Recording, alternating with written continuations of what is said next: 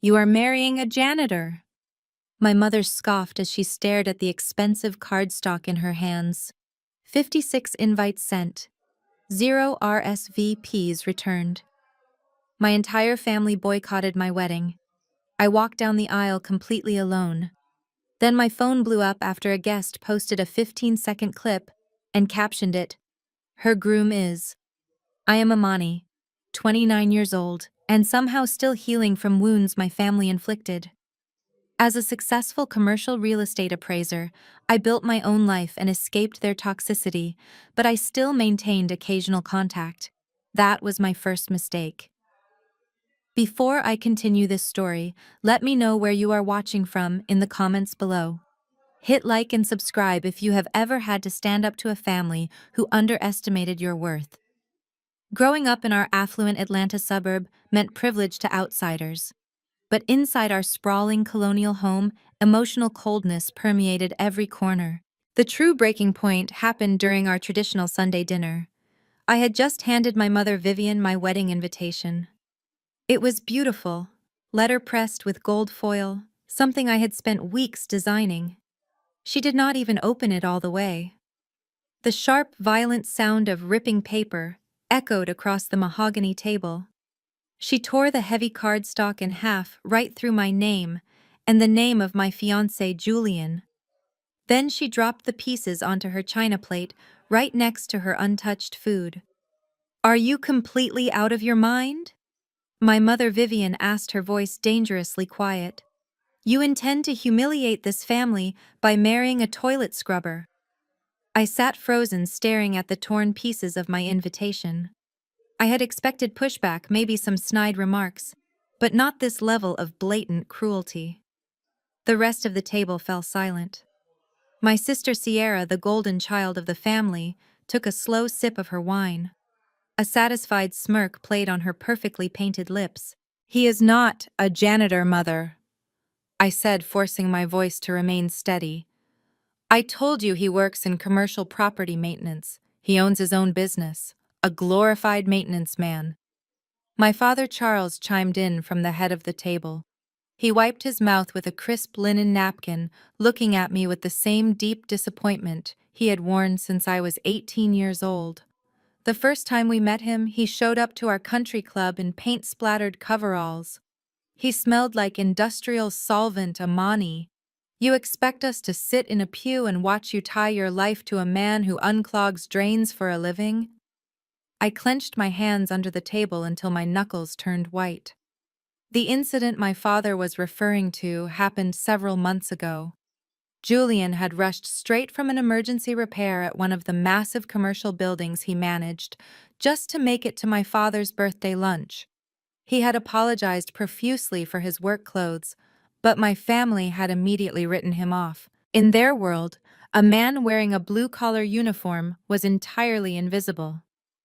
They saw the paint, they saw the grease, and they stopped looking. They never bothered to ask what he actually owned.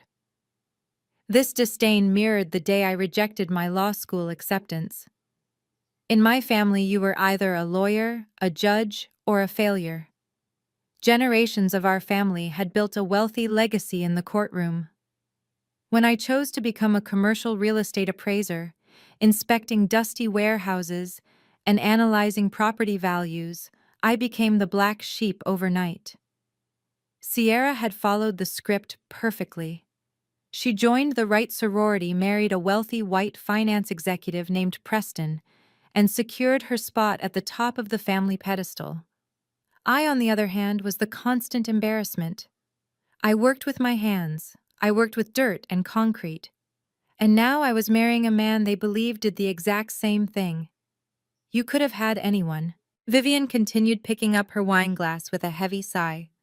"You are a beautiful girl, Amani. If you had just listened to us, you could be married to a partner at a law firm by now. Instead, you are bringing this disgrace into our circle. What will the people at the Oak Ridge Golf Club say about this? What will the board members think when they ask what my new son-in-law does for a living? Should I tell them he carries a mop and a bucket?" My chest tightened. The fact that she cared more about the gossip at her exclusive golf club than my happiness was a harsh reminder of who she truly was. They had always cared more about appearances than substance. You do not have to tell them anything. I replied, keeping my posture perfectly straight, despite the shaking in my hands. You just have to show up. It is my wedding. I am asking my family to be there to support me on the most important day of my life. Sierra let out a sharp, mocking laugh. Support you in ruining your life, no thanks. I am not sitting through some cheap backyard wedding just to watch you throw your potential away. Besides, my husband Preston is hosting some very important investors that weekend. We actually have a reputation to maintain in this city. The cruelty in her voice was casual and effortless. She did not even look at me as she dismissed me entirely. My mother nodded in agreement with Sierra, completely ignoring my presence. The rejection hung in the air, heavy and absolute. They were not just insulting Julian, they were punishing me for refusing to fit into their perfect, pristine mold. I looked around the table. Not one single person offered a word of defense. I slowly stood up and grabbed my purse. I looked down at the torn pieces of my wedding invitation. You will all deeply regret this. Before the weight of my words could even settle in the room, a slow, patronizing clap echoed from the other end of the dining table. It was Preston, my sister Sierra's husband.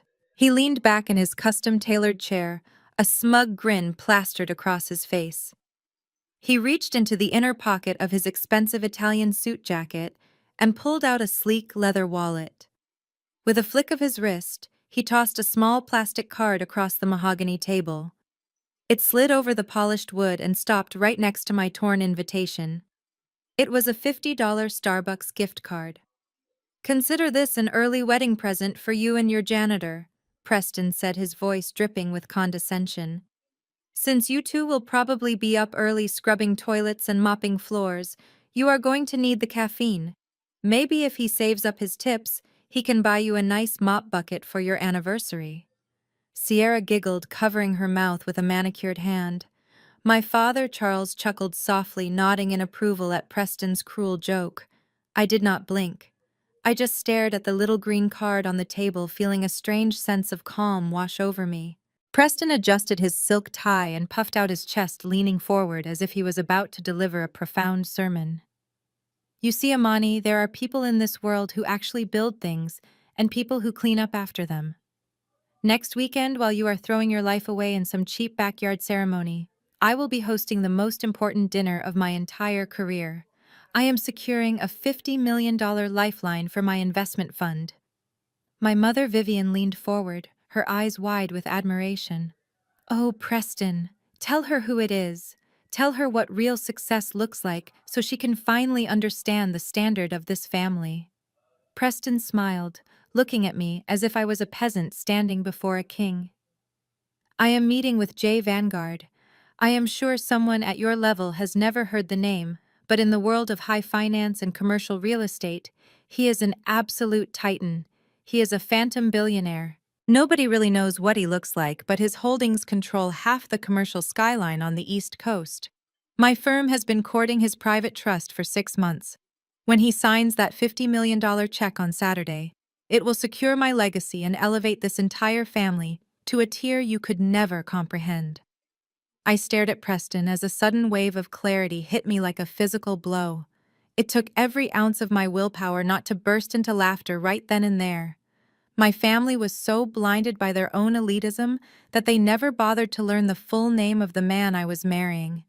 To them, he was just Julian, the guy in the dirty coveralls. They had absolutely no idea that his full name was Julian Vanguard, the phantom billionaire, the titan of industry, the man Preston was currently begging for a lifeline. As a commercial real estate appraiser, I had access to industry whispers. I knew Preston's fund was bleeding money. He had made several reckless investments in overvalued tech startups, and his board of directors was breathing down his neck. He desperately needed Vanguard Holdings to bail him out. I suddenly remembered a conversation Julian and I had over breakfast a few weeks ago. He had laughed about a desperate mid-level investment firm that kept sending him extravagant gifts trying to buy a meeting. Julian had called the fund manager a pathetic fraud who inflated his property valuations. Julian was planning to reject the deal entirely, but he agreed to send a proxy to their wine tasting event just to formally decline the offer in person. Preston thought this dinner next Saturday was his saving grace. He had no idea he was preparing a feast for his own executioner. Sierra reached over and placed her hand on Preston's arm, looking at him with pure adoration. Preston has been working so hard for this, Amani.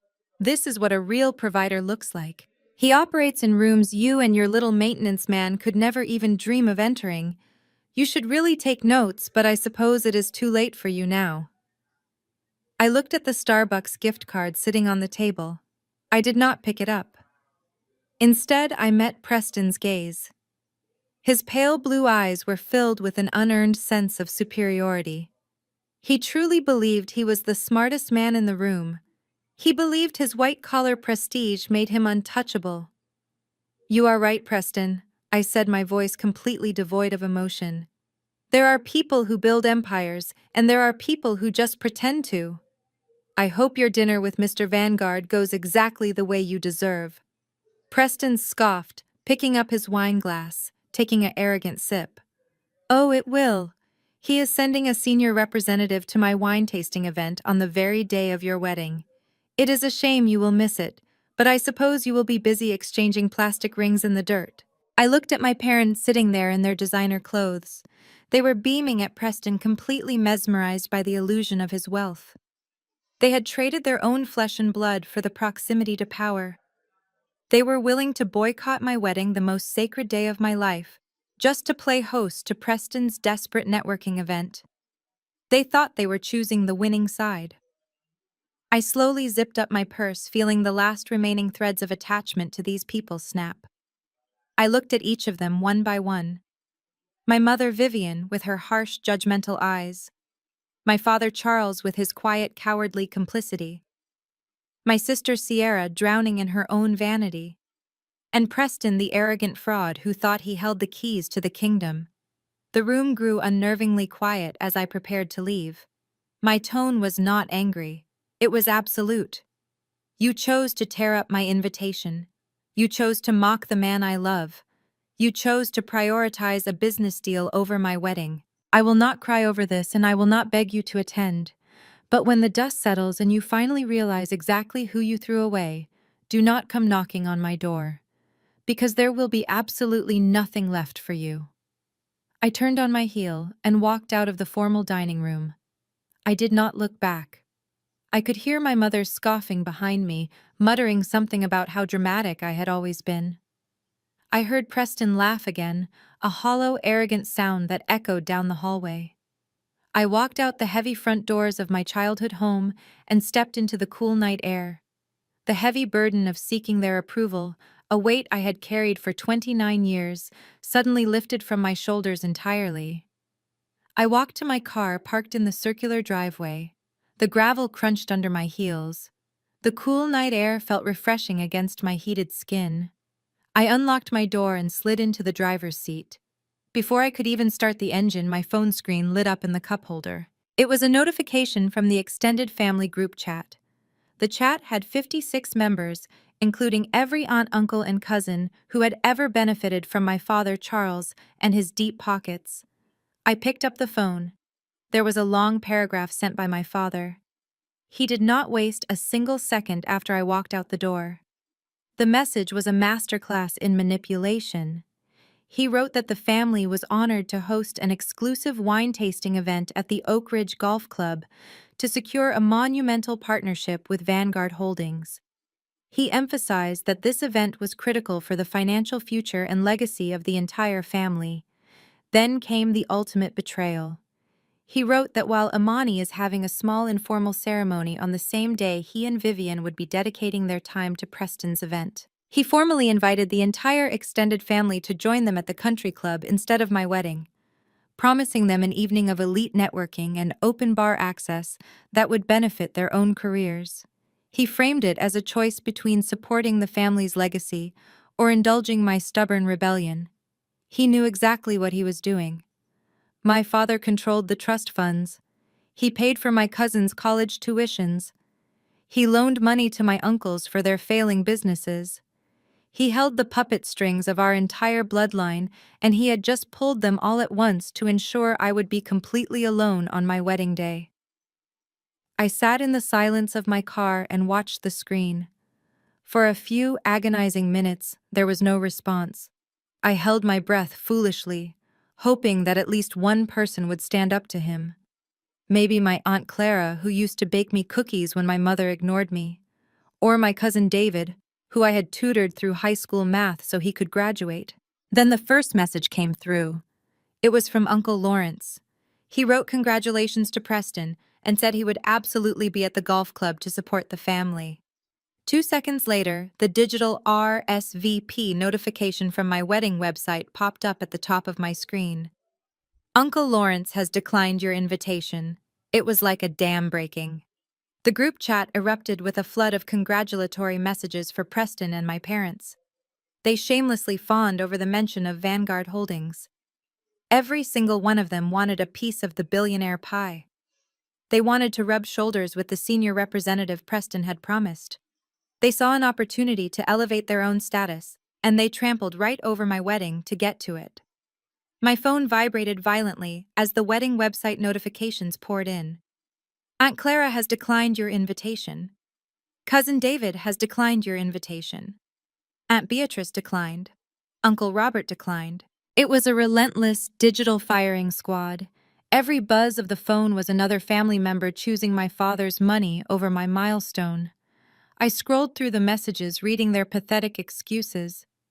Some claimed they had sudden scheduling conflicts. Others did not even bother to lie, simply stating they would see everyone at Oak Ridge. Not a single person reached out to me privately to apologize. Not one person questioned why my own parents were boycotting their daughter's wedding. They just fell in line exactly as my father commanded. The cruelty was so complete and systematic that it felt surreal. I sat there and watched the RSVP count on my wedding dashboard drop in real time. 40 attending, 30 attending, 15 attending. The numbers plummeted faster than I could process. These were people I had known my entire life. People who had smiled in my face and hugged me at Thanksgiving. People who had eagerly accepted the expensive foil-pressed invitations I had mailed out just weeks ago. Within 20 minutes, the massacre was over. The dashboard updated one final time. 0 attending. All 56 relatives had officially dropped out. I was entirely isolated. My family had effectively excommunicated me via text message, all for the chance to drink free wine and beg for scraps from a billionaire they had never even met.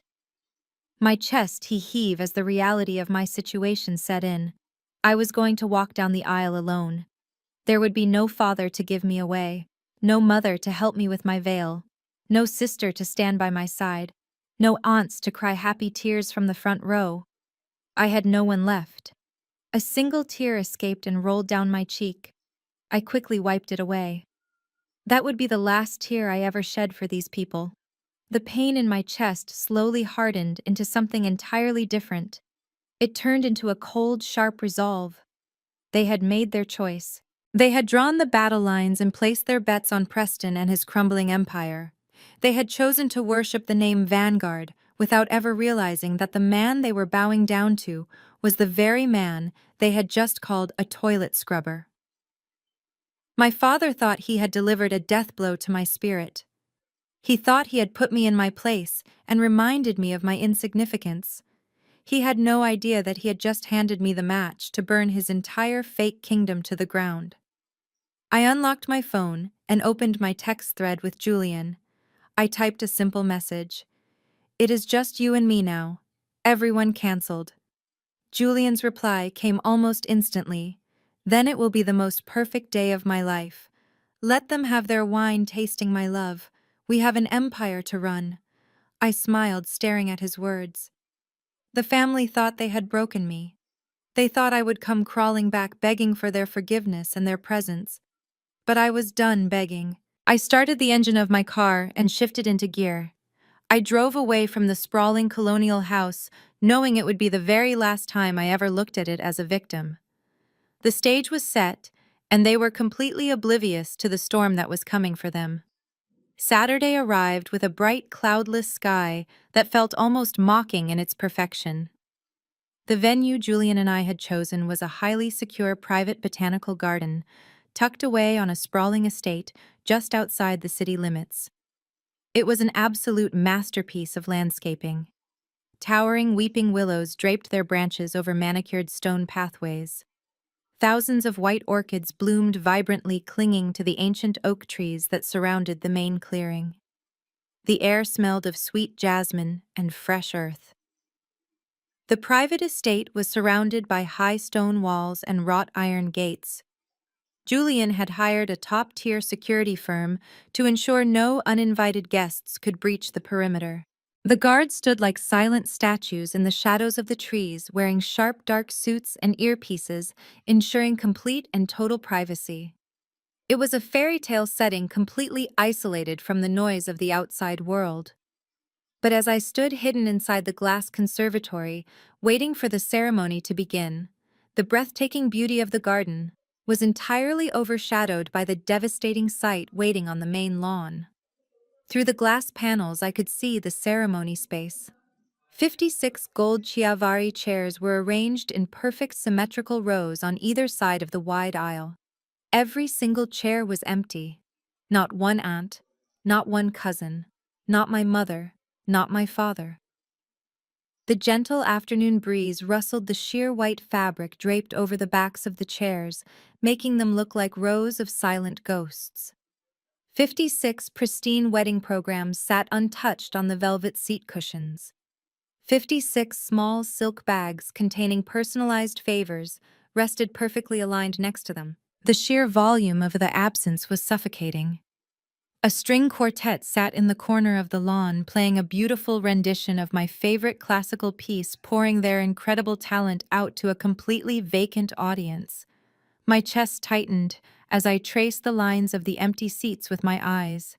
Even though I knew they were not coming, seeing the physical manifestation of their rejection was a heavy, heavy blow. The silence was deafening. I looked at the very front row where the mother of the bride and the father of the bride were supposed to sit. Small reserve signs rested elegantly on the cushions. Those small pieces of paper felt like daggers to my heart. They had actually done it. They had coordinated a mass boycott of my wedding, leaving me standing in a multi-million-dollar garden with absolutely no family to witness the most important promise of my life. I turned away from the glass panels and looked at my reflection in the full-length antique mirror resting against the conservatory wall. My custom silk gown fit perfectly, hugging my frame before cascading into a long, elegant train. As I stared at my own face, a sharp, bitter memory flashed through my mind.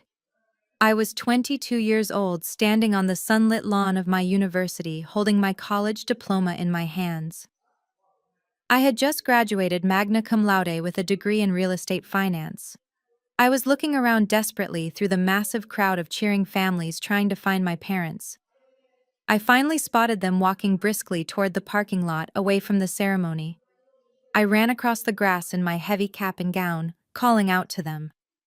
When I finally caught up, breathless and smiling, my mother did not even look at my diploma. She was busy rubbing Sierra's back. Sierra had a minor headache from a sorority party she attended the night before, and she was complaining loudly that the sun was too bright. My father opened the door of his luxury sedan and told me they had to leave immediately so Sierra could rest in the air conditioning. He handed me a crumpled $20 bill, told me to catch a cab back to my apartment, and drove away. He left me standing completely alone on the grass, clutching my degree, while all the other families took photos and celebrated around me. They had always walked away from me. They had always chosen Sierra. They had always made it abundantly clear that my milestones did not matter if they slightly inconvenienced the golden child. I took a deep, steadying breath and smoothed the intricate beading on the front of my gown. That scared 22-year-old girl standing on the campus lawn was gone. I was 29 now, and I was no longer waiting for a cab that my father threw $20 at. I was about to walk down an aisle built by a man who saw my infinite worth, when my own bloodline treated me like a burden. The wedding planner, a kind woman named Claire, stepped into the conservatory. She had tears pooling in her eyes, having realized an hour ago that nobody was showing up from my side of the guest list. She gently touched my arm and asked in a soft whisper if I wanted to delay the start time for a few more minutes, just in case someone was running late. I shook my head. I told her to cue the music. I did not want to wait another second for people who were never going to arrive. I reached up and pulled my sheer veil over my face. I grabbed my large bouquet of white calla lilies, holding them firmly with both hands to stop my fingers from trembling.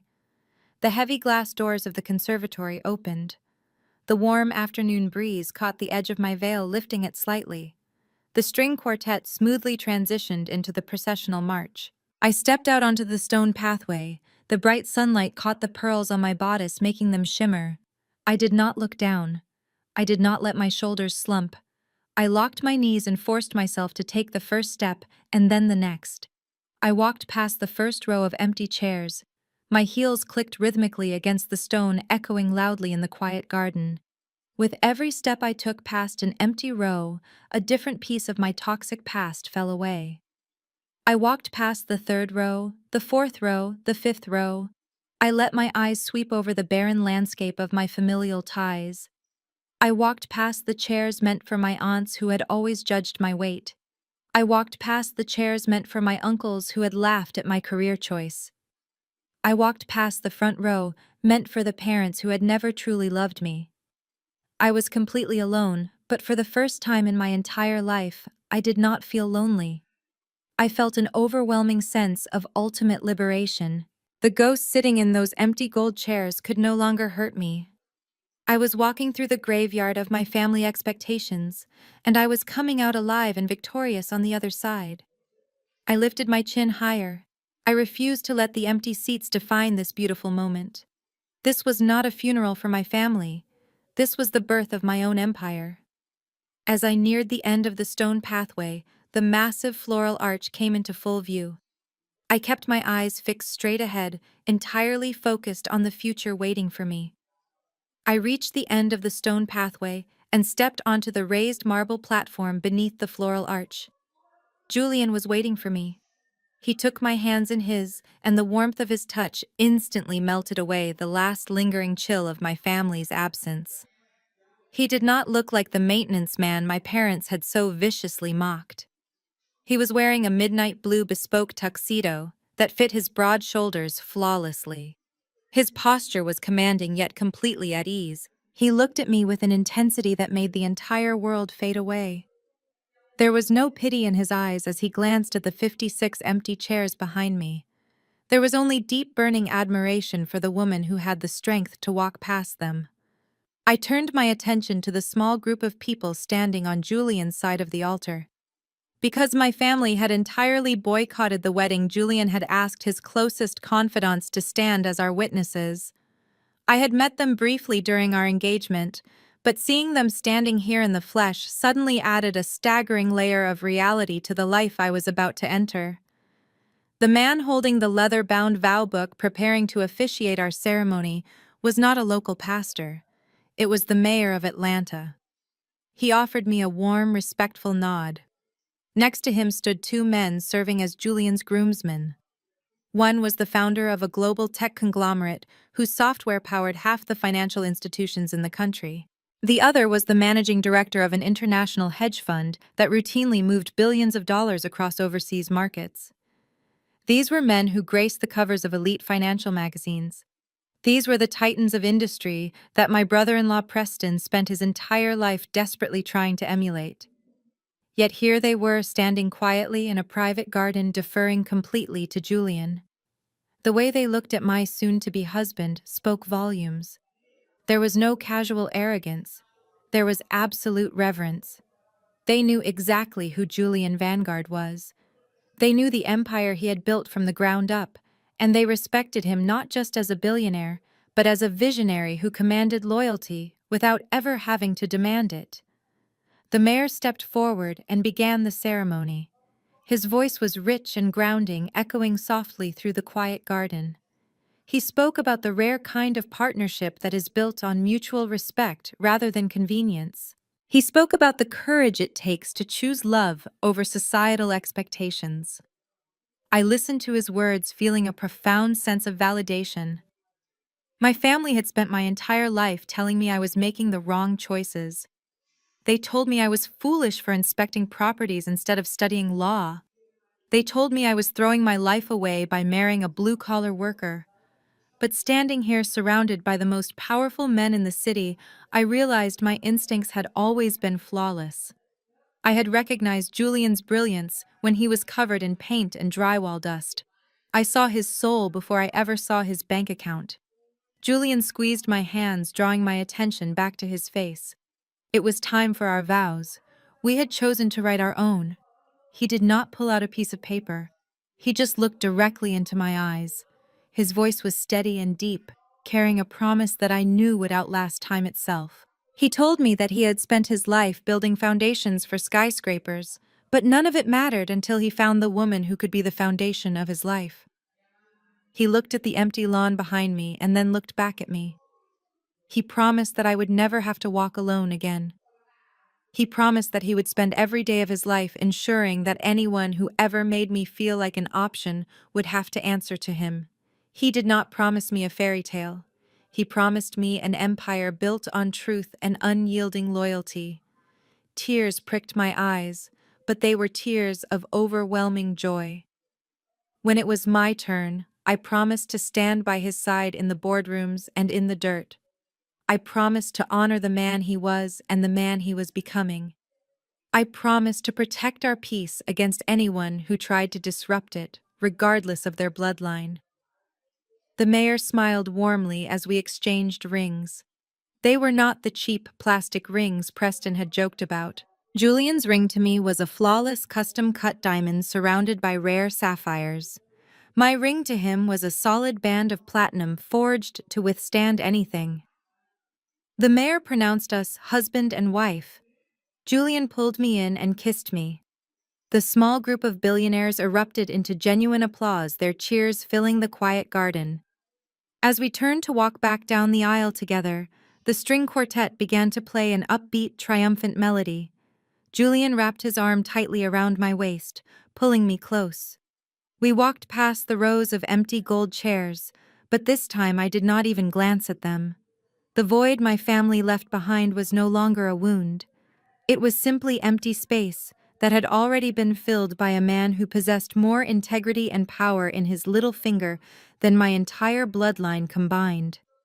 We reached the end of the aisle and walked toward the private reception tent set up near the edge of the estate. The tech billionaire who had stood as Julian's best man clapped him on the shoulder, handing him a glass of vintage champagne. He raised his own glass toward me, welcoming me into the family. He then pulled out his phone with a wide grin, capturing a short video of Julian and me toasting with our champagne. He tapped his screen a few times, posting the short clip to his private professional network before sliding the phone back into his tailored pocket. Inside the luxurious tent, the lighting was soft and warm. Crystal chandeliers hung from the draped ceiling, illuminating long tables adorned with white orchids and burning candles. The catering staff moved silently, offering exquisite appetizers. It was an intimate gathering, but the concentration of wealth and influence in that single tent was staggering. I took a sip of my champagne, feeling the cool liquid soothe my throat. I looked at my new husband, laughing easily with the mayor. The storm my family had tried to drown me in had completely passed, but little did I know miles away in a stuffy country club ballroom, another storm was just beginning to brew, and it was heading straight for Preston and my parents. 30 miles away, the atmosphere inside the grand ballroom of the Oak Ridge Golf Club was entirely different. The room was draped in heavy velvet and gold accents, a desperate attempt to project an image of untouchable wealth. A string quartet played in the corner, but their music was drowned out by the loud, forced laughter of the city's elite. Preston stood near the mahogany bar, his face flushed, and a thin layer of sweat glistening on his forehead. He adjusted his collar, feeling the sudden suffocating heat of the room, despite the blasting air conditioning. He held a glass of expensive Pinot Noir in his hand, swirling it nervously as he nodded along to a dull story being told by an older investor. Preston was dying inside. The event had been going on for over an hour, and the senior representative from Vanguard Holdings had not arrived. Preston excused himself from the circle of investors, forcing a confident smile that did not reach his eyes. He walked briskly out of the ballroom and down the carpeted hallway, toward the restrooms, checking over his shoulder to make sure no one was watching him. He pulled his phone from his pocket. His hands were shaking slightly. He dialed the direct office line for Julian Vanguard's executive assistant for the 5th time that afternoon. The line rang twice before an automated corporate voice system picked up. He pressed 0 desperately, trying to reach a human being. Finally, a polite but firm voice answered. Preston immediately launched into his pitch, his voice an octave higher than usual. He demanded to know the estimated arrival time of the Vanguard proxy, claiming that the other investors were waiting for the keynote address. The assistant on the other end of the line was completely unbothered by his panic. She calmly informed him that Vanguard Holdings had no record of a representative being dispatched to the Oak Ridge Golf Club that evening. Preston felt the blood drain from his face. He leaned against the cool, patterned wallpaper of the hallway, gasping for air. He told the assistant there had to be a mistake. He cited the emails he had sent, the extravagant gifts he had delivered to their corporate headquarters. The assistant simply repeated her statement and politely disconnected the call, leaving Preston listening to the dial tone. His entire hedge fund was sitting on the edge of a cliff. He had spent the last 2 years inflating the value of his commercial real estate portfolio by over 40%. He used those fake numbers to secure massive loans, and if Vanguard did not buy out his toxic assets, the federal auditors would eventually notice the glaring holes in his ledger. He was not just facing bankruptcy, he was facing federal prison. And Vanguard was his only parachute. If the other investors in the ballroom figured out he was bluffing about the $50 million partnership, they would pull their remaining capital by Monday morning. He would be ruined. Preston wiped his forehead with a monogrammed handkerchief and shoved his phone back into his pocket. He took a deep breath, pasting the arrogant smirk back onto his face before pushing the heavy oak doors open to re-enter the ballroom.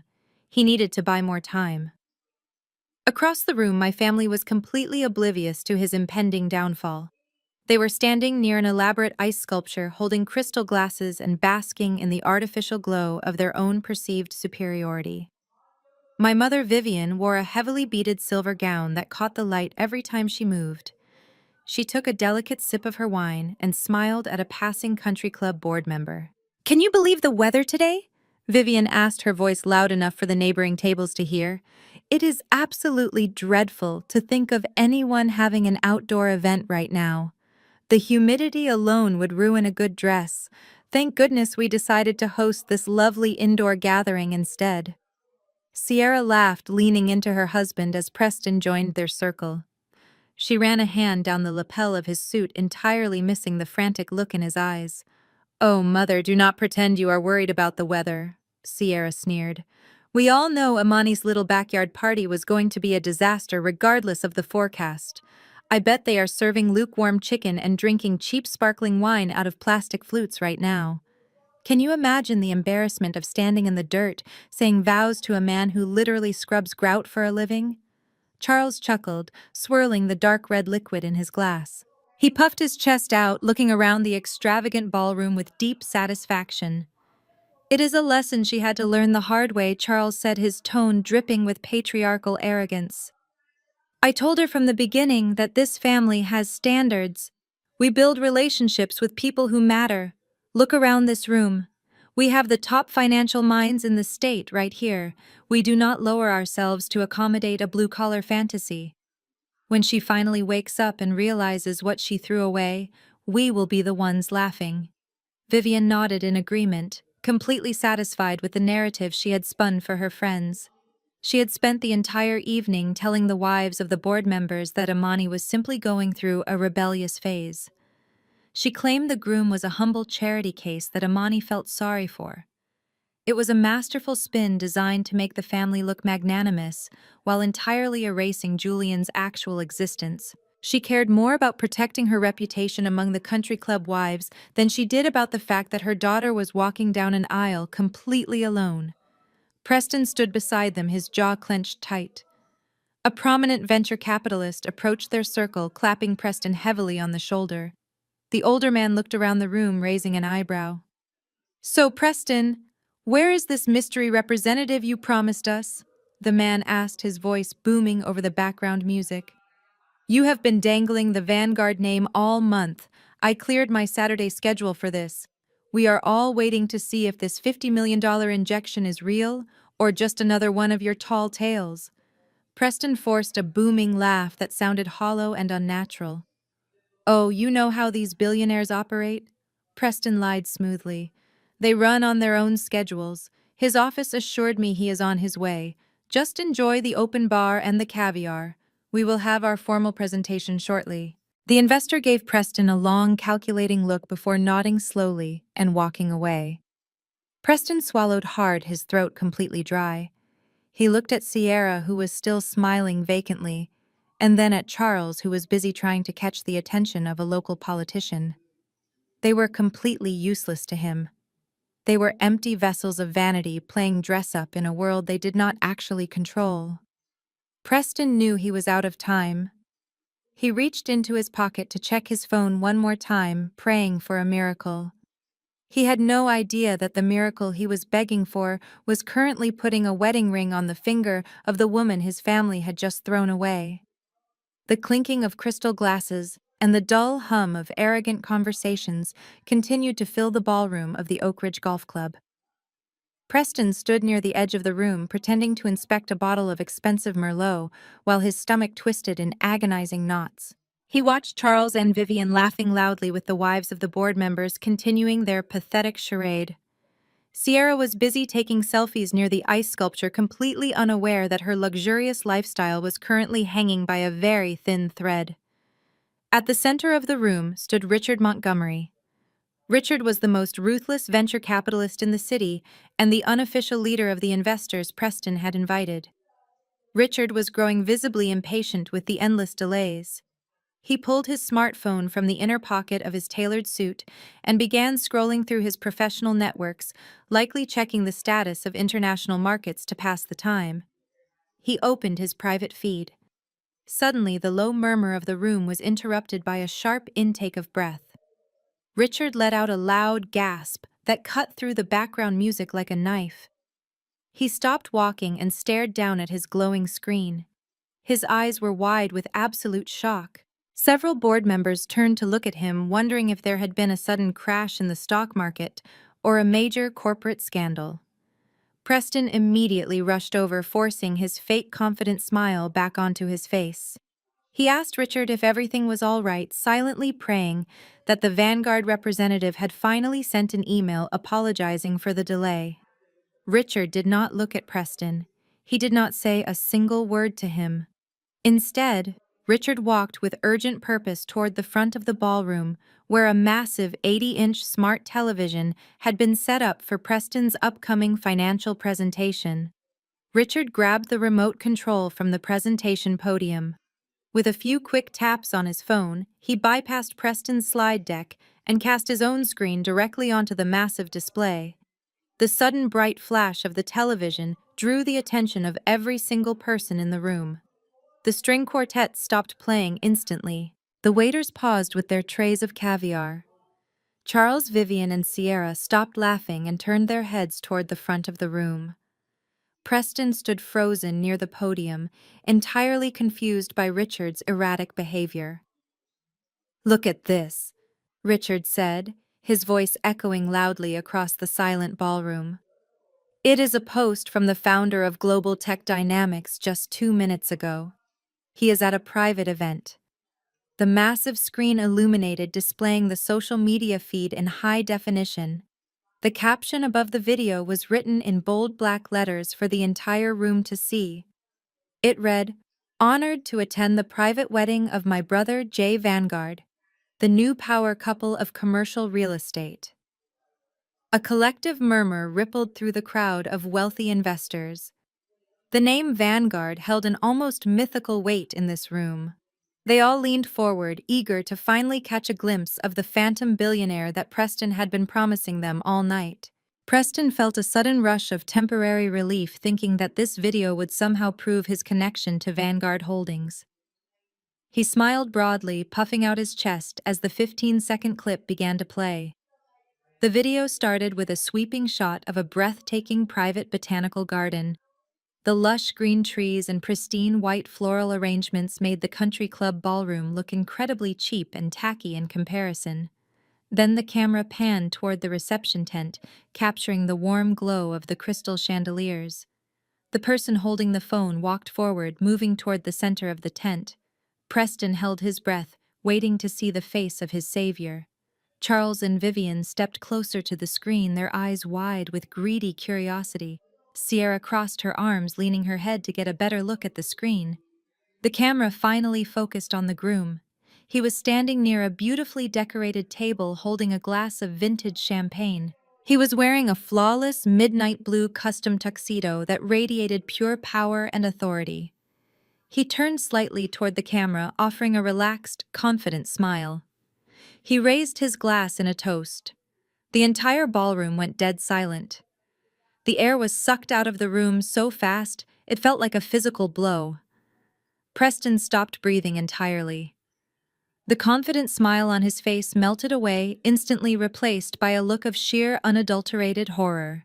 His hands began to shake so violently that his wine glass slipped from his fingers and shattered loudly against the polished hardwood floor. Red wine splashed across his expensive Italian shoes, looking exactly like fresh blood. He recognized the face on the massive screen. It was a face he had mocked just a few days ago. It was the face of the man he had thrown a $50 gift card at. Vivian let out a strangled gasp, covering her mouth with both of her hands. Her eyes bulged as she stared at the television, unable to process the image in front of her. Charles stood completely paralyzed, his jaw hanging slack as he looked at the groom.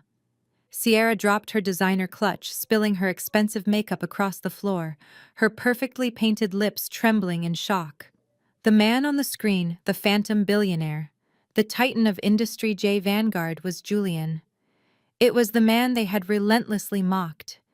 It was the man my family had boycotted my wedding over because they thought he scrubbed toilets for a living.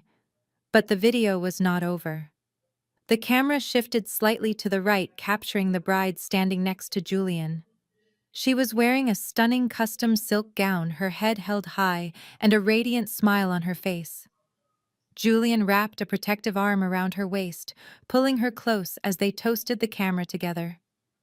The bride was me, Amani, the daughter they had thrown away, the sister they had abandoned to the empty chairs. The video looped and began to play again. The caption remained burned into the bottom of the screen, solidifying the impossible reality. Honored to attend the private wedding of my brother Jay Vanguard. Richard turned away from the television and looked directly at Preston. The venture capitalist had a look of absolute disgust on his face. Preston, you told us Vanguard was sending a representative to this dinner. Richard said, his voice cold and sharp. You told us you were securing a $50 million partnership with him today. Yet he is currently at his own wedding. A wedding you are entirely absent from. Richard looked back at the screen, studying the bride. He squinted his eyes, recognizing my face from a brief introduction Charles had made years ago. Richard turned his piercing gaze toward my father. Charles, is that not your youngest daughter on the screen? Richard asked, the entire room hanging on his every word. Did you just host a networking event to try and solicit money from your own son-in-law while simultaneously boycotting his wedding? Charles tried to speak, but only a pathetic wheezing sound escaped his throat. He looked like a man who had just been convicted of a massive crime. Vivian swayed on her feet, looking like she was about to faint right there on the carpet. Sierra grabbed her husband's arm, digging her nails into his expensive suit jacket, but Preston did not even notice her.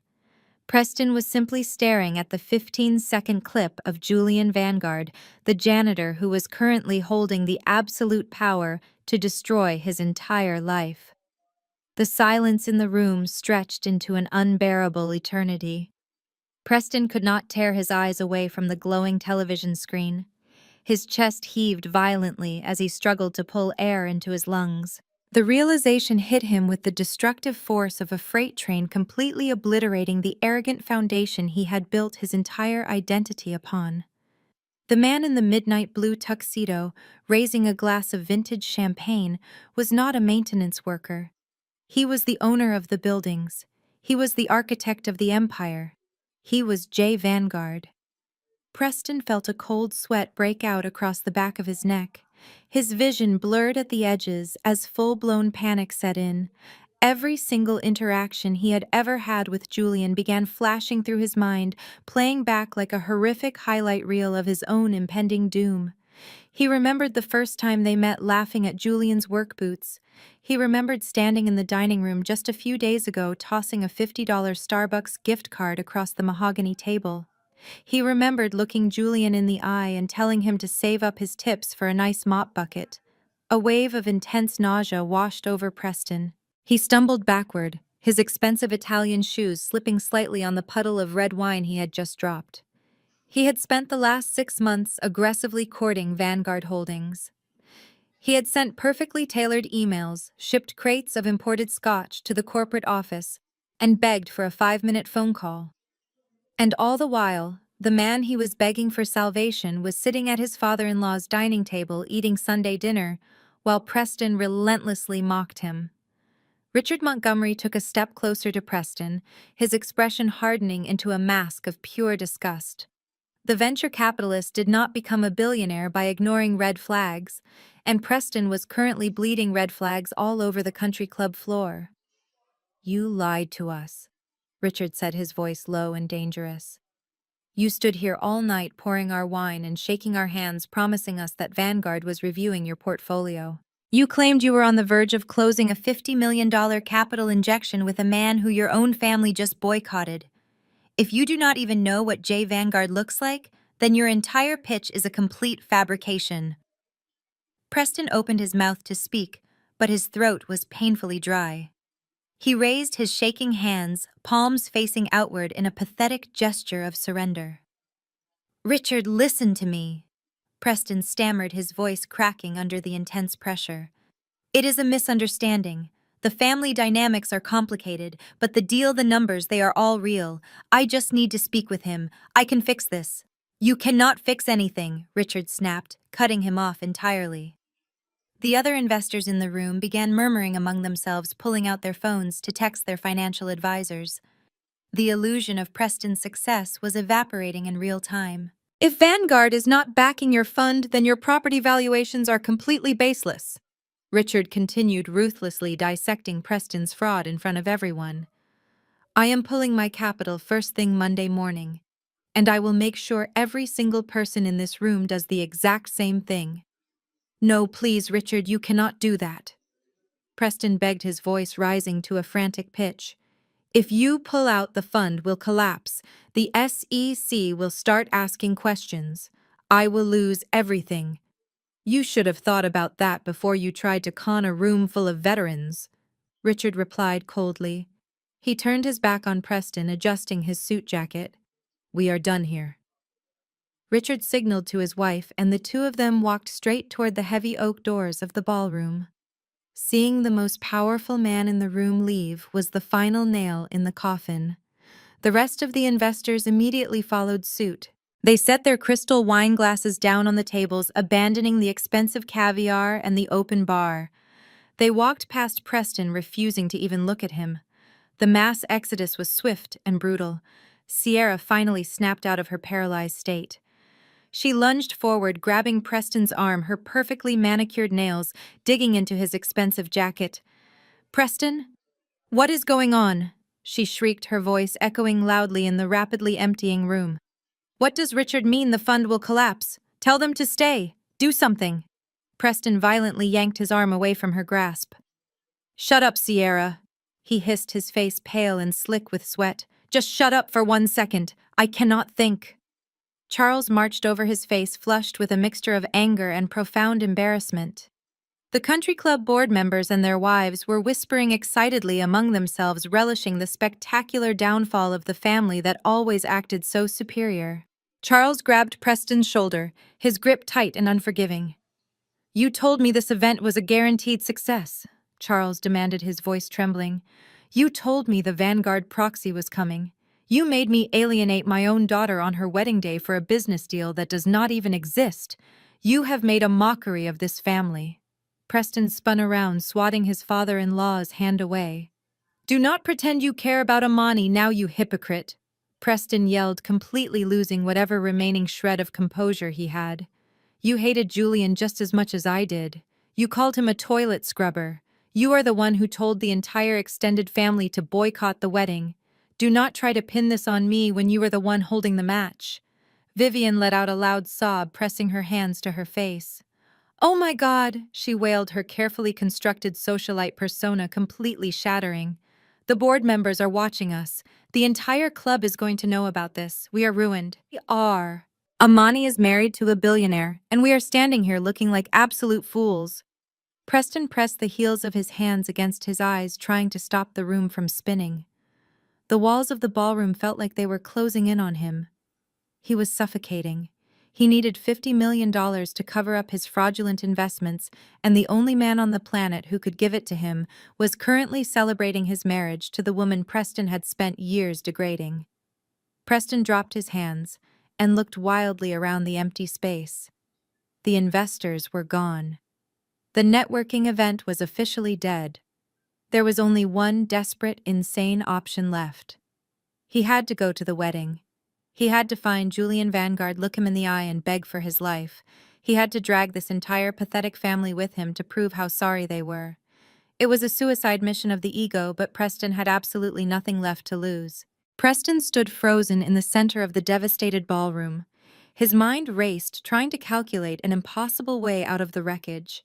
Sierra stepped in front of him, waving her hands wildly to break his trance. She refused to accept the reality that had just played out on the massive screen. "There is no way that is real," Sierra said, her voice shaking with desperate denial. "Amani is lying. She probably hired some high-end production company to make that video. She just wants to humiliate us because we did not go to her stupid wedding. Think about it, Preston. Julian is a maintenance worker. He works in the dirt. He is not a billionaire. It is a pathetic prank." Vivian nodded eagerly, latching onto Sierra's delusion like a drowning woman grabbing a life raft. "Yes, that has to be it," Vivian agreed, smoothing the front of her beaded silver gown with trembling hands. "Amani has always been deeply jealous of you, Sierra. She knew how important this networking event was for Preston and our family. She fabricated that entire video just to scare off your investors and ruin our reputation. I am going to call her right now and put an end to this childish nonsense. We will threaten her with a defamation lawsuit if she does not take that post down immediately." Vivian dug into her expensive designer clutch and pulled out her phone. Her fingers slipped twice against the glass screen because she was sweating so profusely. The remaining country club board members and local politicians who had not fled with the venture capitalists were still lingering near the edges of the room. They were watching the family with intense scrutiny. They had heard Charles bragging all evening about how they were purposely ignoring Amani's wedding to teach her a lesson. Now they were watching the matriarch of the family scramble to do damage control. Vivian found Amani's contact and pressed the call button. She tapped the speaker icon so Charles and Preston could hear Amani admit to the prank. The phone dialed out, sending a hollow ringing sound into the quiet ballroom. Vivian forced a stern, authoritative expression onto her face, preparing to scold her daughter, just like she had done for 29 years. The ringing stopped abruptly. A cold, automated voice echoed from the small speaker. "The number you have reached is unavailable." Vivian blinked, staring down at the screen in confusion. She pressed end and dialed the number again. The same automated message played immediately. "The number you have reached is unavailable. She blocked you." Charles whispered, his face draining of whatever color it had left. He realized the terrifying finality of that automated voice. My father was a man who believed money and status could fix any mistake, but you cannot buy access to someone who has completely severed the connection. She actually blocked your number, Vivian. Let me try, Sierra snapped, pulling out her own phone. She quickly found Amani's name and dialed. The automated voice played again. Sierra let out a frustrated shriek and tried texting her. The message immediately bounced back with a red error icon. She blocked me too. Sierra cried out, her voice cracking with genuine panic. Why would she block us if it was just a prank? Preston, you have to call her. She does not have your number blocked. Preston looked at his wife with eyes completely devoid of hope. He slowly pulled his phone from his pocket and opened his messages. He did not need to call to know the truth. He opened the social media app and refreshed the feed. The video was still there. It already had thousands of likes and comments from the most powerful executives on the East Coast. Every single comment congratulated Jay Vanguard on his marriage. Prominent senators, tech founders, and real estate magnates were all publicly validating the identity of the man in the midnight blue tuxedo. It was not a prank. It was the absolute, undeniable truth. He is real, Preston said, his voice barely above a hollow whisper. It is him, Sierra. The man I threw a gift card at is Jay Vanguard. The man you called a toilet scrubber owns the building my firm operates in. He owns the banks that hold our mortgages. He owns everything. The words hung in the air, heavy and suffocating. The wealthy wives of the country club board members who had been standing nearby heard every single word. The pieces finally snapped together in their minds. Mrs. Kensington, a prominent socialite who Vivian had spent the entire evening trying to impress, stepped forward. Her expression was a mixture of absolute shock and profound disgust. "You boycotted his wedding," Mrs. Kensington asked, her voice cutting through the silence. "Vivian, you spent the last 3 hours telling us your daughter was marrying a dangerous charity case. You told us you were protecting your family legacy by refusing to attend. But the truth is, you were just too blind to see who he really was. You abandoned your own daughter on her wedding day because he wore work clothes." Vivian stammered, taking a step toward Mrs. Kensington with her hands raised in a pleading gesture. "No, Eleanor, you do not understand," Vivian begged, dropping the facade entirely. "We did not know. He tricked us. He never told us his real name. We thought he was just a common laborer." "That makes it infinitely worse," Mrs. Kensington replied coldly, taking a step back as if Vivian's presence was contagious. "You judged a man by his coveralls and threw your own child away for a networking event. It is the most repulsive display of greed I have ever witnessed, and it backfired on you spectacularly. Your family is a total disgrace." Mrs. Kensington turned to her husband and signaled for them to leave. The other board members and local politicians did not need any further prompting. They set their drinks down and headed for the heavy oak doors. They wanted absolutely nothing to do with a family that had just publicly humiliated the most powerful real estate tycoon in the city. To associate with Charles and Preston now would be professional suicide. Vivian watched them walk away, her chest heaving as the social standing she worshipped crumbled to dust. She let out a loud, dramatic wail and collapsed into a nearby chair, sobbing uncontrollably into her hands. Charles stood frozen, staring at the empty doorway, realizing his country club membership and his pristine reputation were gone forever. Preston could not care less about their social standing. He only cared about the federal auditors waiting for him on Monday morning. He grabbed Sierra by the arm and yanked her toward him. "We are leaving right now," Preston ordered, his eyes wild with desperation. "We are going to that botanical garden." Sierra looked at him like he was insane. "Preston? We cannot go there," she cried, struggling against his grip. "We canceled our RSVPs." We laughed in her face. "The security will not even let us in. I do not care if I have to climb the stone walls," Preston roared, his voice shaking the crystal glasses left on the tables. "My fund is dead. I am going to prison if Vanguard does not sign that paperwork. We are going to drive to that wedding. We are going to find Amani, and we are going to beg on our hands and knees until she forgives us.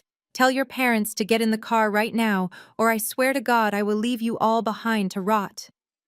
Preston released her arm and stormed out of the empty ballroom.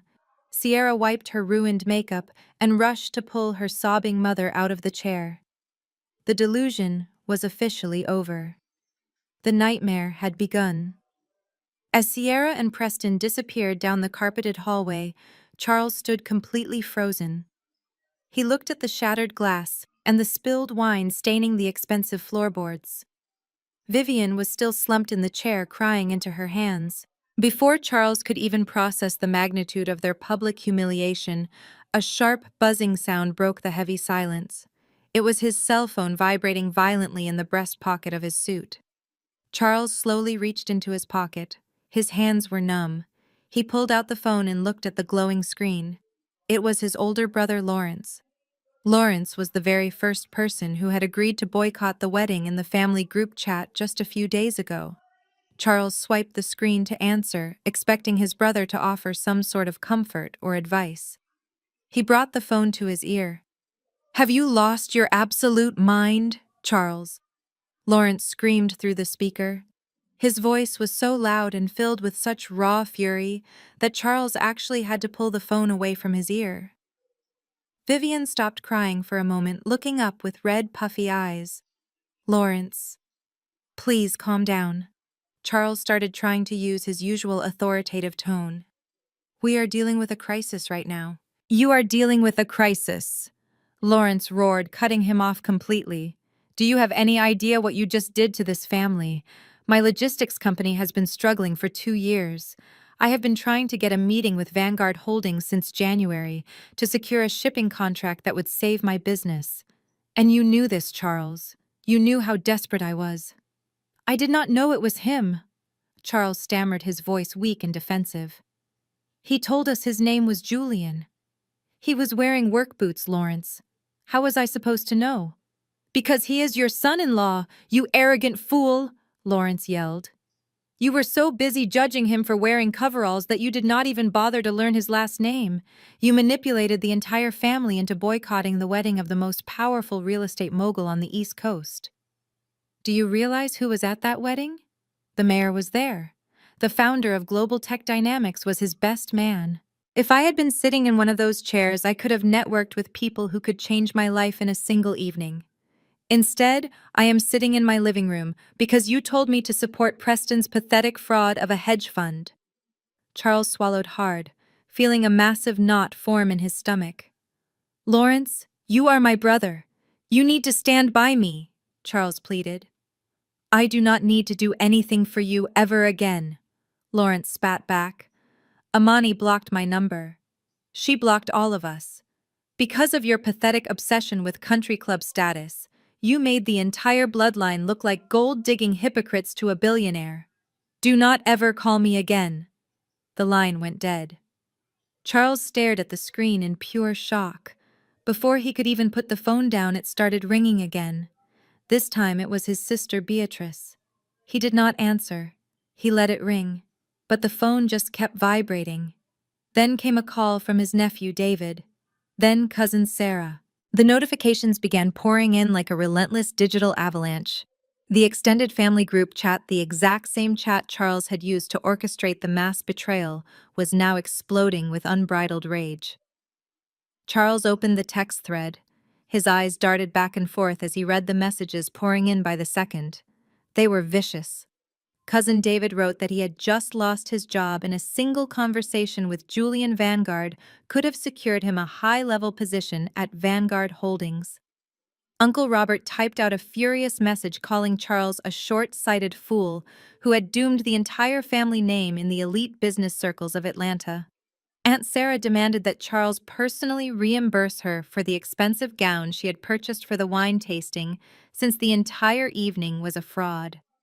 They were tearing him apart piece by piece. They were not mad that they had hurt Amani. They were mad that they had missed out on the money. The realization made Charles feel completely sick. His family was just as shallow and greedy as he was, but now they needed a scapegoat, and Charles was the perfect target. Every single buzz of the phone felt like a physical strike. He had spent decades building his image as the wise, successful patriarch. He paid for dinners, he gave out loans, and he controlled the narrative.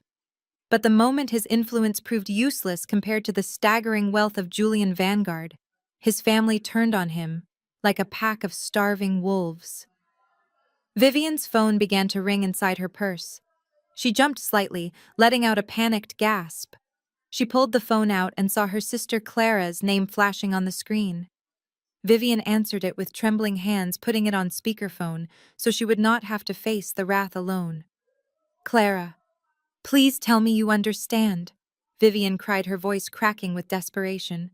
"We made a mistake, but we are still family." "Family?" Clara laughed bitterly, her voice echoing in the empty ballroom. "You do not know the meaning of the word Vivian. You have spent your entire life treating Amani like she was a stain on your perfect image. You worshipped Sierra and that arrogant husband of hers. You dragged all of us into your toxic favoritism, and now we are all paying the price." "Clara, please, we did not know," Vivian begged, fresh tears spilling down her ruined makeup. "You did not want to know," Clara snapped back viciously. "You wanted a reason to hate Amani because she refused to be your puppet. And now she is married to a man who could buy and sell your precious country club before breakfast. Amani will never forgive us for leaving those chairs empty. The bridge is completely burned, and it is entirely your fault, Vivian. I hope you and Charles enjoy your empty house, because nobody in this family is ever speaking to you again." The call disconnected with a sharp click. Vivian dropped her phone onto the carpet. It shattered the screen, spiderwebbing across the glass, but she did not even care. She looked around the grand ballroom. The luxurious velvet drapes and the melting ice sculpture suddenly looked like a cheap, pathetic joke. They had sacrificed their own daughter on the altar of public opinion, and in return, the public had completely destroyed them. Charles felt a cold sweat dripping down his back. The notifications on his phone finally stopped. He had been forcefully removed from the extended family group chat. He was the patriarch, the man who commanded respect, but in less than 20 minutes, he had been entirely stripped of his power. They had no allies left. They had no friends left in the country club. The only thing they had left was a mountain of debt and the terrifying reality of Preston's collapsing hedge fund. Vivian Charles whispered, his voice hollow and defeated. "Get up. We have to go." "Go where?" Vivian sobbed, wiping her face with the back of her trembling hand. "Where can we possibly go, Charles? Everyone hates us. We have to follow Preston," Charles said, grabbing her arm and pulling her up from the chair. "We have to go to that botanical garden. We have to get on our knees and beg Amani to let us in.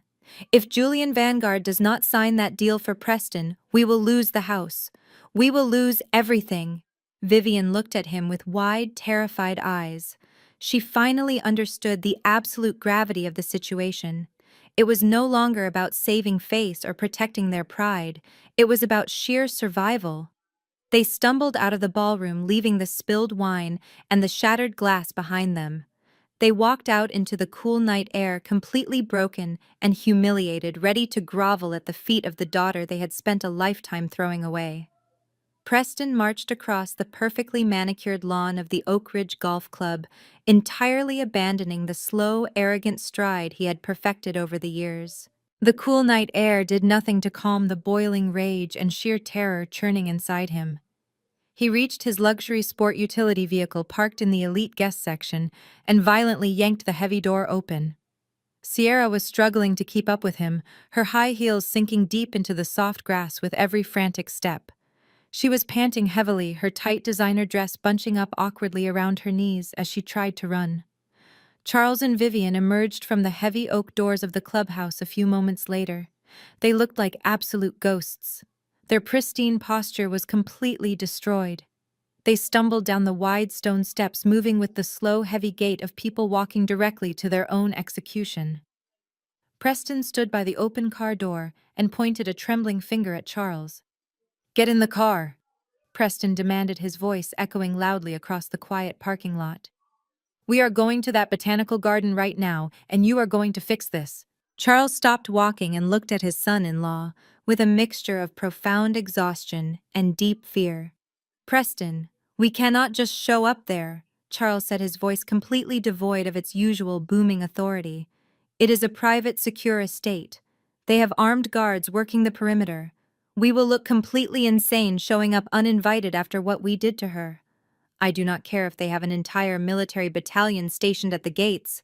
Preston screamed, slamming his open hand against the roof of the vehicle. Do you not understand what is happening, Charles? Richard Montgomery is going to call the federal authorities on Monday morning. My hedge fund is dead. We are all going to lose everything. You are going to lose this precious country club membership. You are going to lose your sprawling house. Unless we get Julian Vanguard to sign a contract tonight, our entire lives are completely over. Now get in the damn car.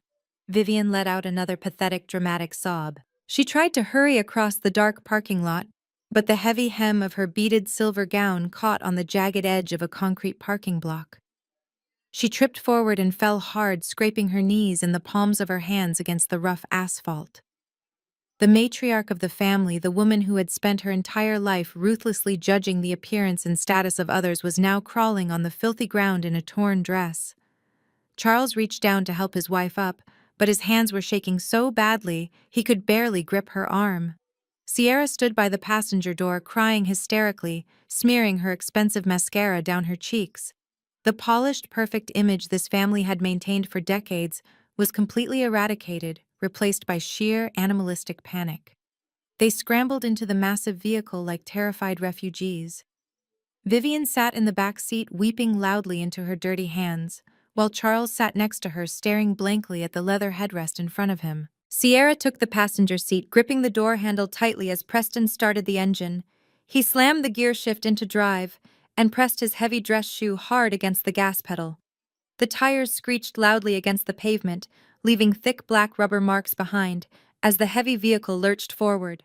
They sped out of the country club parking lot, leaving their ruined social standing far behind them in the rearview mirror. The drive to the private botanical garden was a frantic, terrifying blur. Preston was weaving erratically through the late-night city traffic, gripping the steering wheel so tightly his knuckles were completely white. The dashboard lights cast a sickly pale glow over his sweating face.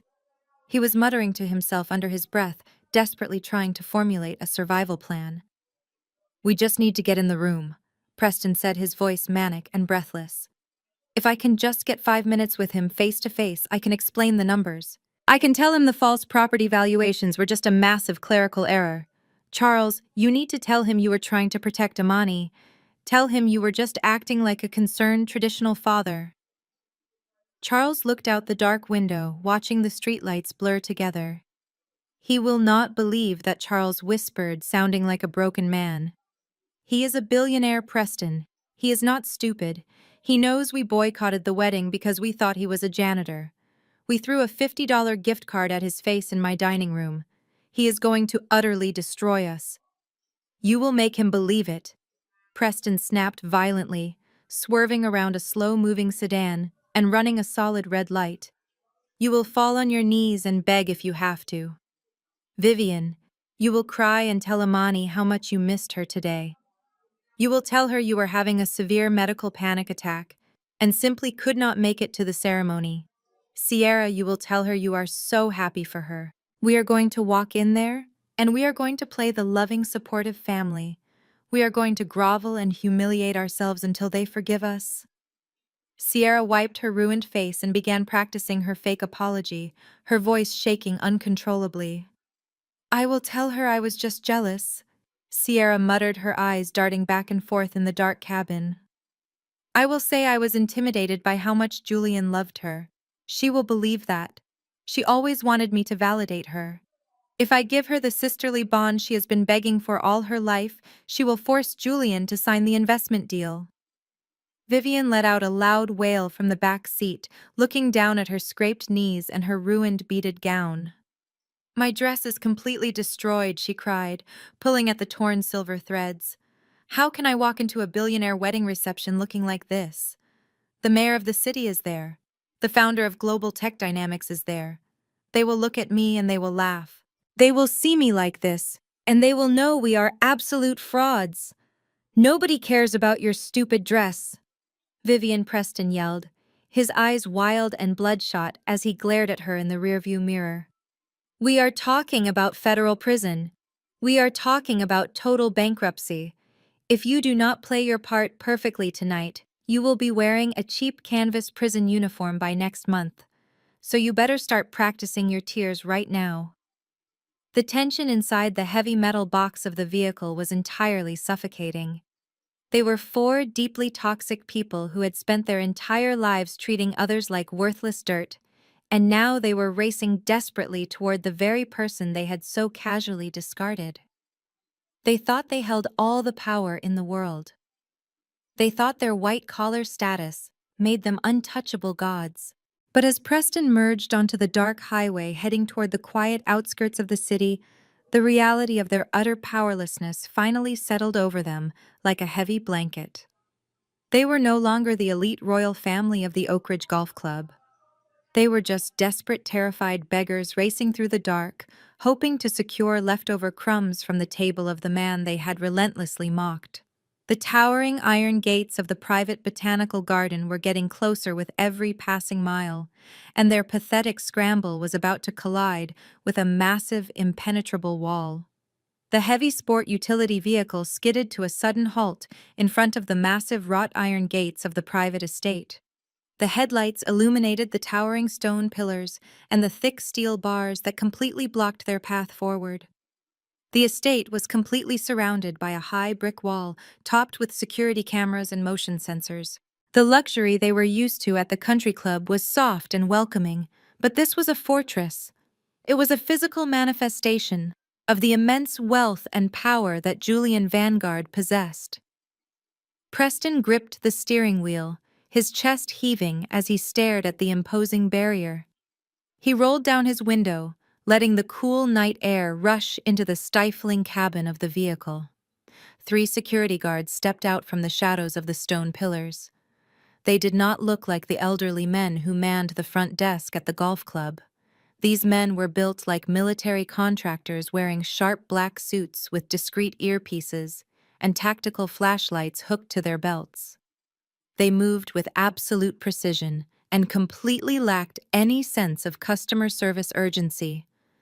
The lead guard walked slowly up to Preston's window, shining a bright, narrow beam of light directly into Preston's sweating face. Preston squinted, raising a trembling hand to shield his eyes. "Good evening, sir," the guard said, his voice flat and completely devoid of emotion. "Please state your business at this private residence." Preston cleared his throat, trying desperately to summon his usual arrogant tone, but his voice cracked pitifully. "Good evening," Officer Preston began, wiping the sweat from his forehead. "We are here for the wedding reception. We had a slight family emergency, and we are running a bit late, but we need to go inside immediately to speak with the groom. It is a matter of extreme financial importance." The guard did not even blink. He reached into his jacket pocket and pulled out a digital tablet. "Name, please," the guard asked, tapping the screen. Preston swallowed hard. "My name is Preston, but that does not matter. The bride is Amani and the groom is Julian. I am his brother-in-law. The entire family is in this vehicle. We just need you to open the gates so we can park and go inside." The guard looked at his tablet and then looked back at Preston. "Sir, this is a highly secured private event. If your name is not on the approved guest list, you are not gaining entry tonight." Sierra could not take it anymore. She was used to doors flying open the moment she announced her presence. She forcefully pushed open the passenger door, almost hitting one of the other guards. She stumbled out onto the paved driveway, her expensive heels clicking loudly in the quiet night. "Do you have any idea who we are?" Sierra screamed, her voice echoing off the high stone walls. "I am the sister of the bride. That is my mother and my father in the back seat. You are just a hired security guard. You do not have the right to keep us locked out on the street like common criminals. Open these gates right now before I have my husband buy the company you work for and fire all of you." The lead guard slowly turned his head to look at Sierra. He took in her ruined makeup, the tear stains running down her cheeks, and the frantic, unhinged look in her eyes. He was completely unmoved by her tantrum. "Ma'am," the guard said, his tone turning dangerously cold. "The bride explicitly instructed us regarding her family members. She provided us with your names and your photographs this morning. She stated very clearly that under absolutely no circumstances are any of you to be permitted inside this estate. You are permanently banned from the premises." The words hit the family like a physical blow. Amani had not just assumed they would not show up. She had actively planned for their exclusion. She had handed their pictures to armed security guards like they were dangerous threats. Vivian let out a loud gasp from the back seat, covering her mouth with her dirty hands. Charles slumped forward, burying his face in his hands, as the profound humiliation washed over him entirely. They were not just absent from the wedding, they were actively banished from her life. Sierra refused to accept the rejection. She marched aggressively toward the massive iron gates, grabbing the thick metal bars with both hands. Amani, Sierra shrieked at the top of her lungs, shaking the gates wildly. "Amani, come out here right now! You cannot do this to us! We are your family! You owe us! You have to let us in!" Her voice cracked, turning into a pathetic, high-pitched wail that completely shattered the quiet elegance of the botanical garden. The two other guards immediately stepped forward, placing their hands firmly on the weapons holstered at their hips. The lead guard looked at Preston, who was still sitting frozen in the driver's seat. "Sir, I am going to give you exactly 30 seconds to collect your wife and back this vehicle away from the gates," the guard warned, his voice carrying a lethal promise. "If she continues to touch the perimeter fence, or if you refuse to leave, I will authorize the immediate use of force, and I will call the local authorities to arrest all 4 of you for criminal trespassing." Preston looked at the armed men and realized his white-collar privilege meant absolutely nothing out here. His expensive suit and his country club membership could not buy his way through that iron gate. The phantom billionaire he had mocked was now completely insulated by a wall of tactical security that Preston could never penetrate. Preston quickly unbuckled his seatbelt and rushed out of the car, grabbing Sierra by her waist and pulling her away from the metal bars. Sierra thrashed against him, crying hysterically, but Preston held on tight, terrified of being thrown in a jail cell on the very weekend his hedge fund was collapsing. Vivian slowly rolled down her window, looking at the towering gates with wide, devastated eyes. The soft sound of triumphant string music drifted over the high walls from the reception tent inside. It was the sound of a joyous celebration, a gathering of the most powerful people in the city, and her daughter was at the center of it all. Vivian realized with sickening clarity that Amani was completely safe inside her new empire, while the people who had abused her for 29 years were left shivering in the dark driveway, entirely locked out of the future. They were exactly where they belonged, on the outside, looking in. The heavy silence outside the iron gates was suddenly broken by the sound of measured footsteps echoing against the stone pathway. Preston stopped arguing with the guards and peered through the thick metal bars. Charles and Vivian froze, their desperate panting loud in the night air. Sierra wiped her ruined makeup and stared into the softly lit gardens. Out of the shadows of the weeping willows, stepping into the glow of the perimeter lights, came the bride. I walked slowly toward the front entrance of the estate. I had seen the security alert on the monitors inside the reception tent and decided to handle the situation myself. I did not rush. I moved with the quiet grace of someone who was entirely in control of her domain. My custom silk gown flowed elegantly around me, the intricate pearl beading catching the light with every step. I did not look like the disappointment of the family anymore. I looked like royalty. I stopped a few feet away from the iron gates, maintaining a safe and powerful distance between myself and the chaos bleeding out on the street. The contrast between us was staggering. My family, the people who had spent their entire lives obsessed with appearances, looked completely feral. Vivian was covered in dirt, her expensive silver gown torn at the knees. Charles looked aged and hollow, his shoulders slumped in defeat. Sierra was a mess of smeared mascara and tangled hair, shivering in her thin designer dress. And Preston, the arrogant finance executive who thought he ruled the world, was gripping the iron bars like a caged animal, sweating profusely in his wrinkled suit. The lead guard stepped aside, giving me a respectful nod, but he did not unlock the gate. I stood there looking at them through the thick steel bars. I did not smile. I did not frown. I simply observed them with a bone-chilling calmness that seemed to terrify them more than if I had been screaming. Vivian was the first to break the silence. She threw herself forward, pushing past Preston to press her face against the cold metal. "Oh, Amani, my beautiful girl," she wailed, her voice trembling with forced emotion. "Look at you. You look absolutely breathtaking. I am so sorry we are late, honey. I had a terrible medical emergency on the way to the ceremony. I could not breathe, and your father had to pull over. We tried to call, but the phones were not working." She pushed her dirty hand through the bars, reaching out toward me. "I knew Julian was a wonderful man," Vivian sobbed, forcing large, fake tears to roll down her cheeks. "I always told your father that Julian had such a kind soul. We were just so worried about you, but we are here now. Please tell the guards to let us in so I can hug my daughter on her wedding day." I looked down at her outstretched hand and felt absolutely nothing. There was no anger left in my chest. There was only a cold, sterile pity. "You tore my wedding invitation in half, Mother," I said, my voice perfectly steady and quiet.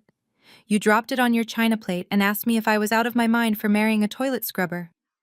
You did not have a medical emergency tonight. You had a wine tasting event and nobody showed up."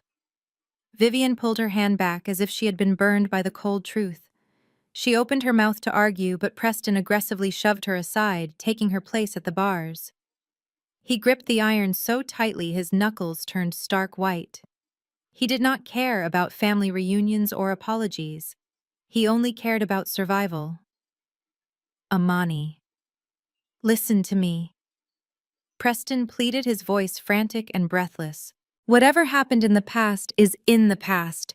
We can fix all of this. But right now I need you to do me the biggest favor of my life. I need you to bring Julian out here. Just for 5 minutes, Amani. That is all I am asking." I tilted my head slightly, studying the absolute panic in his pale blue eyes. "Why do you want to see Julian Preston?" I asked smoothly. "I thought he was just a glorified maintenance man. Did you not tell him to save his tips to buy a mop bucket?" Preston squeezed his eyes shut, shaking his head violently. "I was wrong. Okay, I was so stupid and arrogant, and I am begging for your forgiveness." Preston babbled the words pouring out of him in a desperate rush. "My hedge fund is collapsing, Amani. The investors at the golf club saw the video of your wedding. They know Julian is Vanguard, and they know we are not connected to him. They all walked out. Richard Montgomery is going to call the federal authorities on Monday, and I will go to prison if Julian does not sign the investment paperwork tonight. You have to introduce me to him. You have to save us." Sierra stepped up behind him, her voice trembling as she tried to play the victim. "Amani, please," Sierra cried out, gripping the stone pillar for support.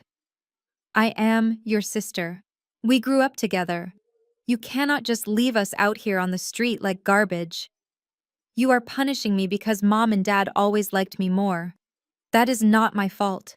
Please just let us in, and I promise I will make it up to you. I will do whatever you want." I looked at Sierra and felt a deep sense of closure. She was still trying to manipulate the narrative, making herself the innocent victim. She completely ignored the decades of cruel jokes, the snide remarks, and the fact that she had laughed in my face just days ago when I asked for her support. "You are right, Sierra," I replied softly. "It is not your fault they favored you, but it is your fault that you enjoyed watching them tear me down." Charles stepped forward, his face pale and drawn. "Please, Amani," Charles whispered, his voice broken. "He is telling the truth. If the fund collapses, we lose the house. We lose the country club. We lose our entire legacy. You have the power to stop this. You are a part of this family." I looked at the four of them, begging and pleading in the dark. For 29 years, I had practically killed myself trying to earn a fraction of the attention they were giving me right now. I had endured endless insults just to be allowed to sit at their dinner table. And now they were on their knees groveling at my feet, not because they loved me, but because my husband had a bank account they desperately needed to drain. "You chose Preston's legacy over my wedding, Charles," I said, my words cutting through the cool air like a blade. "You commanded 56 relatives to boycott the most important day of my life, so you could drink free wine and pretend you were elite. You made your choice. You placed all your bets on Preston's fake empire." I took a single step closer to the gate, looking directly into Preston's terrified eyes. "And Preston? I am not going to introduce you to Julian," I said, my voice dropping to a whisper that commanded complete silence. "Julian does not do business with frauds. He does not bail out failing hedge funds that use inflated property valuations to scam their investors." Preston stopped breathing entirely. His eyes widened in absolute shock as the words "inflated property valuations" left my lips. He stared at me through the iron bars, his mind racing, trying to figure out how I knew the deeply buried secrets of his illegal financial maneuvers. The air grew perfectly still. They were waiting for me to scream or curse at them, but my silence was far more destructive. I was not just the bride they had abandoned. I was the executioner of their entire reality, and the blade was about to fall. Preston stared at me through the iron bars, his mouth opening and closing like a suffocating fish. He could not comprehend how I knew the exact terminology of his financial crimes. Before he could even formulate a pathetic lie, the sound of slow, deliberate footsteps echoed behind me on the stone pathway. The 3 armed guards immediately stood taller, adjusting their posture in a show of absolute respect. I did not need to turn around to know who was approaching. The heavy scent of expensive cologne and the warm, comforting weight of a hand resting gently on my lower back told me my husband had arrived. Julian stepped out from the shadows and stood right beside me under the glow of the perimeter security lights. He looked magnificent in his midnight blue bespoke tuxedo, entirely unbothered by the frantic energy radiating from the other side of the gate. He did not look at Charles or Vivian, who were practically vibrating with nervous terror. He did not even glance at Sierra, who was wiping her running mascara and staring at him with her jaw hanging slack. Julian focused his intense, unwavering gaze entirely on Preston. The silence that followed was heavy and electric. Preston took a small, involuntary step backward, his hands finally releasing their white-knuckled grip on the iron bars.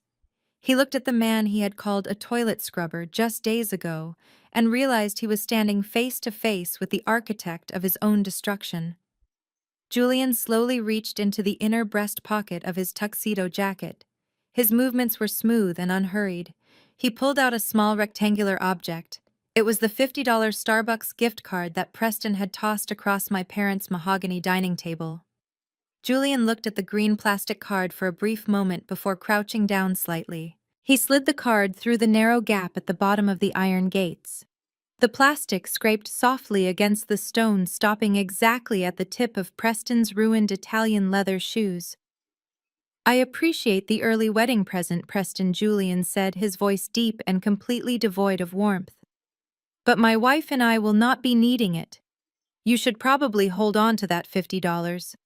You are going to need every single cent you can find to pay for your criminal defense attorneys." Preston looked down at the gift card as if it were a venomous snake. He tried to speak, but his voice was a pathetic, raspy whisper. "Mr. Vanguard, please." Preston begged, his entire arrogant demeanor completely eradicated. "You have to let me explain the portfolio. The numbers were just aggressive projections. It is standard industry practice. Do not insult my intelligence." Julian interrupted, his tone remaining dangerously calm. "Vanguard Holdings does not invest in fairy tales, and we certainly do not fund Ponzi schemes. My analysts tore your pitch deck apart 3 months ago. You do not own half the commercial properties you claim to manage. You have been taking capital from new investors to pay off the dividends of your older investors. You are not a hedge fund manager, Preston. You are a common thief wearing an expensive suit." Charles let out a loud gasp, clutching his chest, as if he had been physically struck. He turned his head slowly to look at his son-in-law. A Ponzi scheme! Charles whispered, his voice shaking with a mixture of rage and profound horror. Preston, you told me those investments were guaranteed. You told me my retirement funds were secure. Preston ignored Charles entirely, keeping his desperate, pleading eyes locked on Julian. We can restructure. Preston babbled, sweat dripping off his chin. I can sign over my voting rights. I will give you majority equity. Just sign the Lifeline document tonight. You have the capital. 50 million is nothing to you. 50 million is exactly what I spent acquiring the commercial block your firm currently rents. Julian replied smoothly, crossing his arms over his chest. I am your new landlord, Preston. I know exactly how far behind you are on your lease payments. You hosted that pathetic wine tasting event tonight, knowing perfectly well that my office had formally rejected your proposal weeks ago. You lied to every single person in that country club just to buy yourself a few more days of freedom. Sierra let out a loud, piercing sob, grabbing Preston's arm. Tell him he is lying! Preston, she shrieked, her voice completely unhinged. Tell him we are rich. Tell my father you did not lose our money. Preston could not even look at his wife. He just stared at the gift card lying on the dirt. The facade was entirely dismantled. He had spent years pretending to be a titan of industry, looking down on anyone who worked with their hands. He had convinced my parents to worship him and discard me, all based on a massive financial lie. And now the man who actually built things, the man who truly possessed the power Preston so desperately craved, had just exposed him as a total fraud in front of the entire family. Vivian let out a low, agonizing moan, sliding down the stone pillar until she was sitting on the cold, hard ground. She realized that the golden child she had worshipped had married a criminal. Her entire social standing, her wealth, her future, it was all built on stolen money. She had ruined her relationship with her only honest daughter to protect a thief. The irony was suffocating.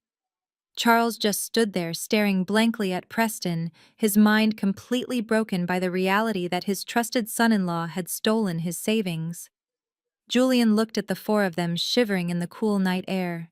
You demanded respect because you thought your zip code made you superior, Julian said, his voice carrying the heavy weight of finality. But out here in the real world, respect is earned through integrity. You have none. You threw my wife away because she refused to bow down to your fake empire. And now you get to watch your own empire burn to the ground from the outside looking in. Julian wrapped his arm tightly around my waist, pulling me slightly closer to him. He looked at Preston with eyes that offered absolutely no mercy. My firm was never going to save you.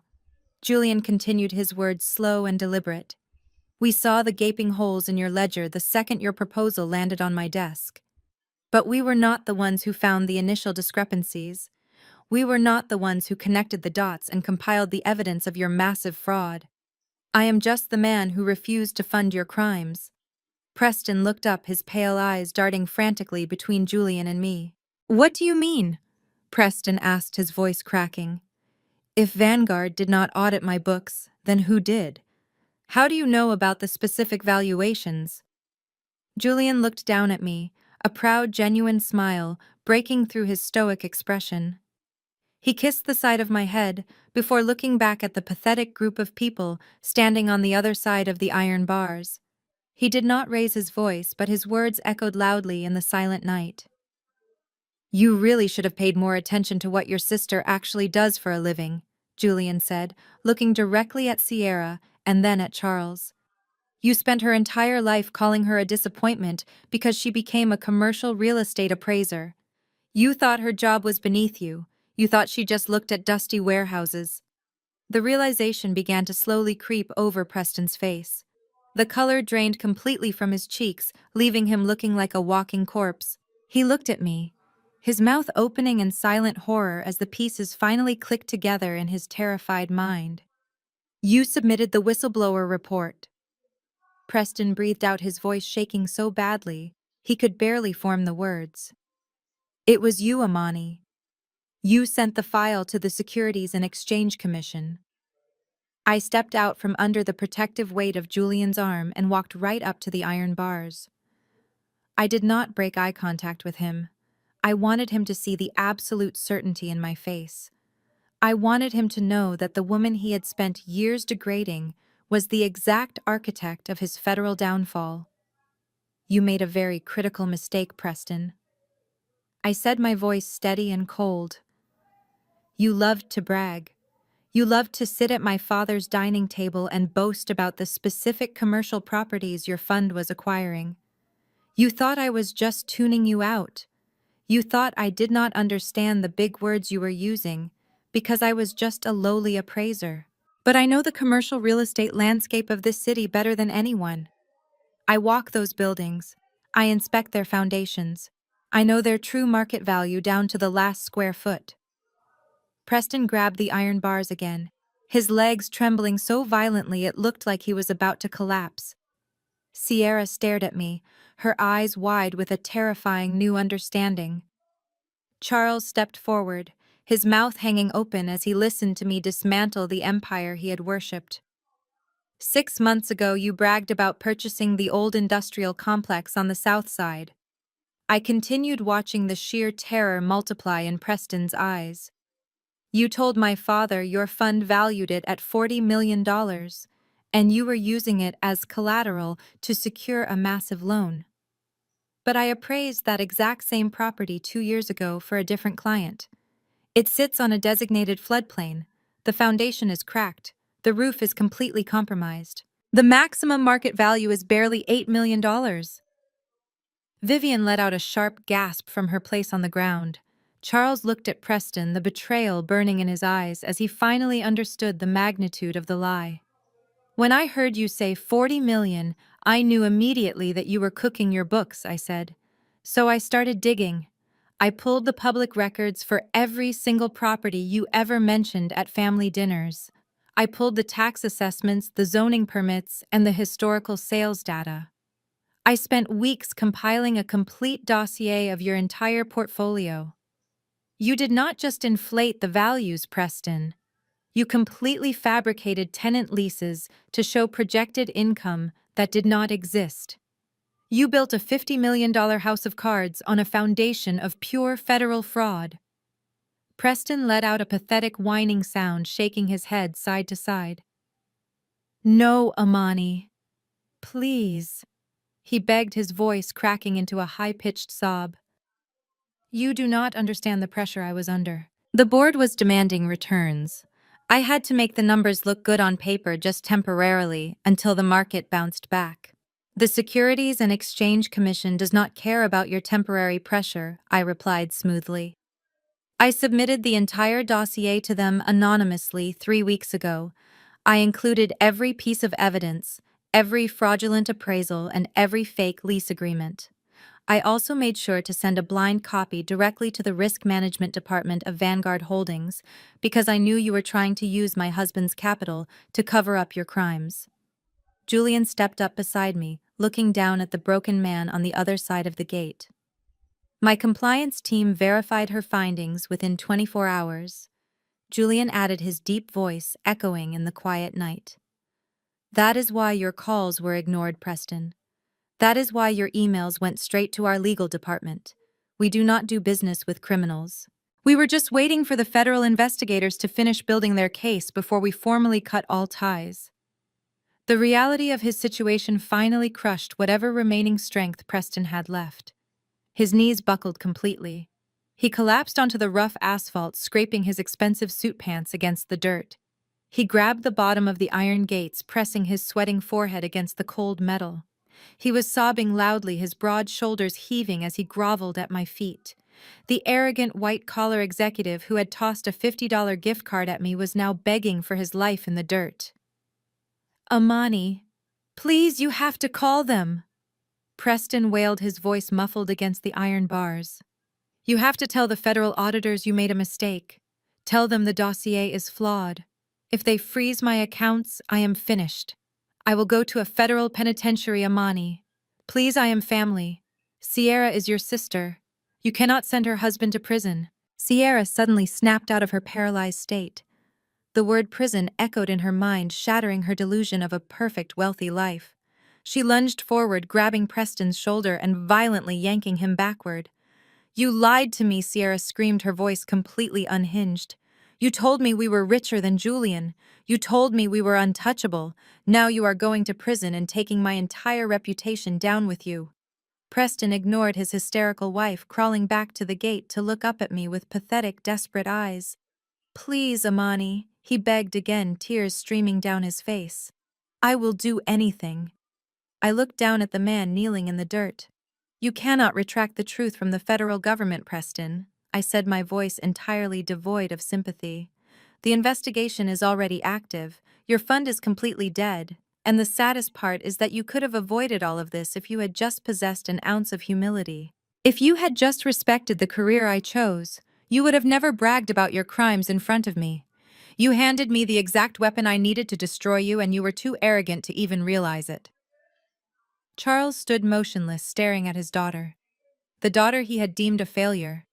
The daughter he had banished from his social circles had just single-handedly dismantled the most powerful financial executive he knew. She had not done it with a loud argument or an emotional outburst. She had done it with ruthless, calculated intelligence. My father's face crumpled as he realized the true power I wielded. He had bet his entire legacy on the wrong horse, and now the race was over. I watched Preston weep against the cold iron. He was completely broken, stripped of every title and every inflated dollar he had ever claimed to own. For years he had sat at the head of our holiday tables dictating what success looked like. He had made me feel incredibly small, making jokes about my sensible clothes and my dusty work sites.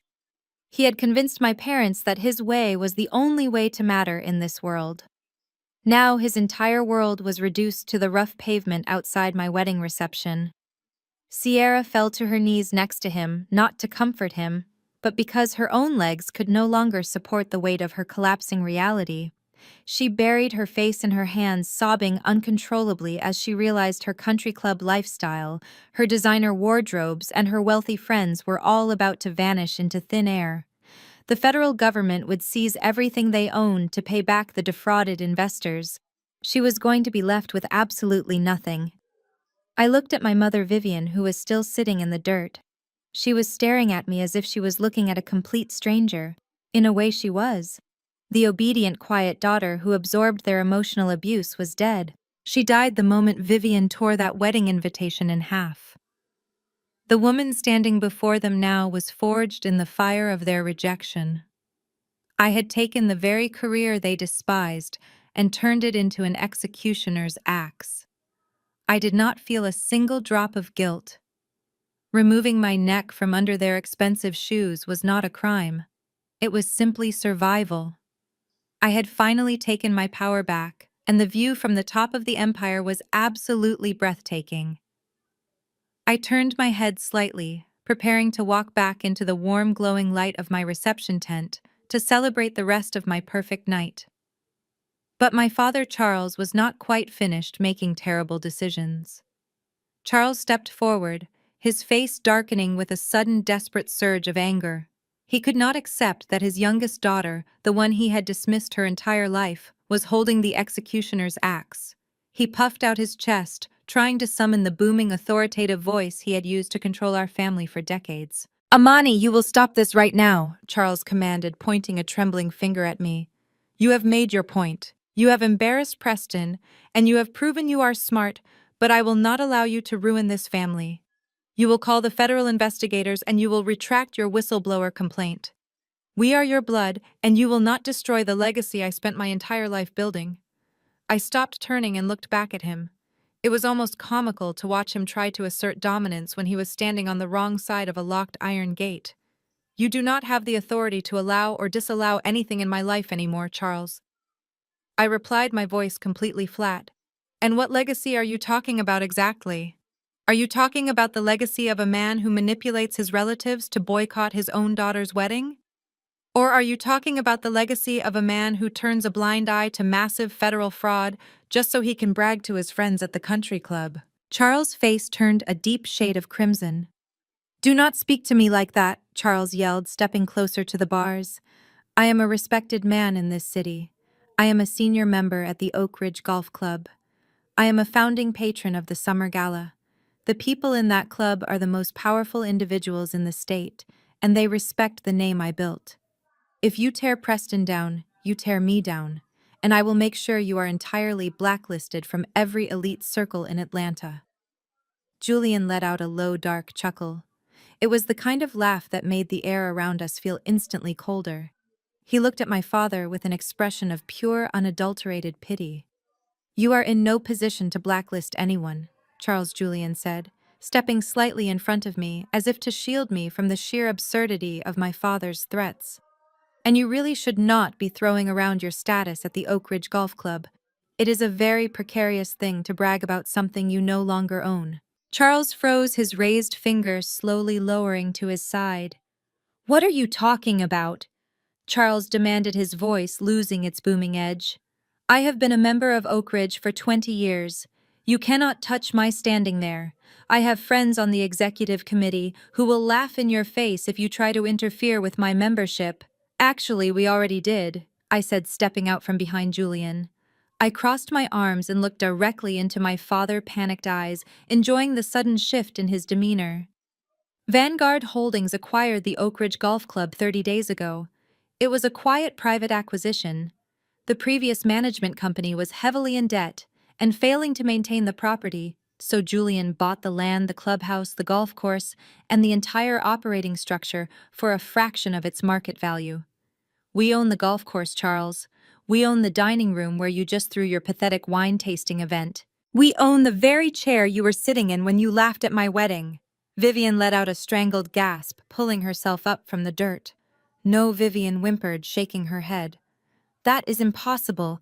The board of directors would never allow a buyout without consulting the senior members. The board of directors works for my husband now." I informed her, watching the utter devastation wash over her ruined face. And the very first thing Julian instructed the new financial team to do was audit the membership accounts. Charles took a step back, as if he had been physically struck. His eyes darted nervously between Julian and me. "We found some very interesting things during that audit." Charles continued, my voice echoing loudly in the silent night.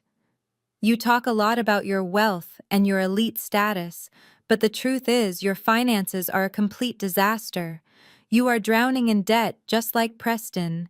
You have not paid your annual membership dues in over 14 months. You have not paid your dining tabs or your locker fees. You have been coasting by on your seniority and your aggressive bullying tactics, intimidating the junior club staff into looking the other way. You have been drinking expensive imported wine and eating caviar on a tab you cannot even afford to pay, pretending you are royalty while your bank accounts run completely dry." "That is a lie," Charles stammered, sweat pouring down his forehead, his face turning a sickly shade of gray. "We had a minor temporary liquidity issue, but I was going to pay it. The club manager knows I am good for the money. I have been a loyal patron for decades. You cannot just erase my history there." "The club manager was fired on Tuesday," Julian stated coldly, "and your membership was officially terminated on Friday afternoon." The words hit Charles and Vivian with the destructive force of a hurricane. "We revoked your memberships permanently," I said, delivering the final crushing blow without a single ounce of hesitation. "You and Vivian are no longer welcome on Oak Ridge property. You are completely stripped of your advisory board titles, and your locker privileges have been terminated." The formal eviction notice was sent via certified mail yesterday morning, so you will find it waiting in your mailbox on Monday. But I wanted to give you the courtesy of knowing the truth tonight. The security team at the main gates of the golf club currently has your photographs hanging in their guardhouse, just like the armed guards standing right here. If you ever try to step foot on that property again, or try to attend another elite dinner, you will be escorted away in handcuffs for criminal trespassing." Vivian let out a loud, horrific scream. She clutched her hair, falling to her knees in the dirt right beside Preston. The country club was her entire lifeblood. It was the only place she could go to gossip, show off her designer clothes, and look down on other women. To be publicly banned for failing to pay her bills was a humiliation so profound it completely broke her fragile mind. My friend's Vivian sobbed hysterically, her voice echoing off the high stone walls. My friends are all there. Eleanor Kensington will know. The entire board will know we were kicked out for being broke. I cannot show my face in this city ever again. Charles, do something, tell them they are wrong. But Charles could not do anything. He leaned against the iron gate, his legs finally giving out under the crushing weight of his failure. He slid down the cold metal bars until he was sitting in the dirt right next to his weeping wife and his ruined son-in-law. The great patriarch, the man who had controlled our entire extended bloodline with an iron fist and a fat wallet, was reduced to a broken weeping shell. His son-in-law was going to federal prison. His precious social standing was completely eradicated. His wealth was exposed as a pathetic illusion. And his youngest daughter, the one he had tried so desperately to crush under his heel, had just conquered his entire world. The silence that followed was absolute. They had no arrogant threats left to throw at me. They had no fake financial leverage to use. They were entirely empty. I looked at the four of them broken, shivering and weeping on the dark asphalt, and I knew the war was finally over.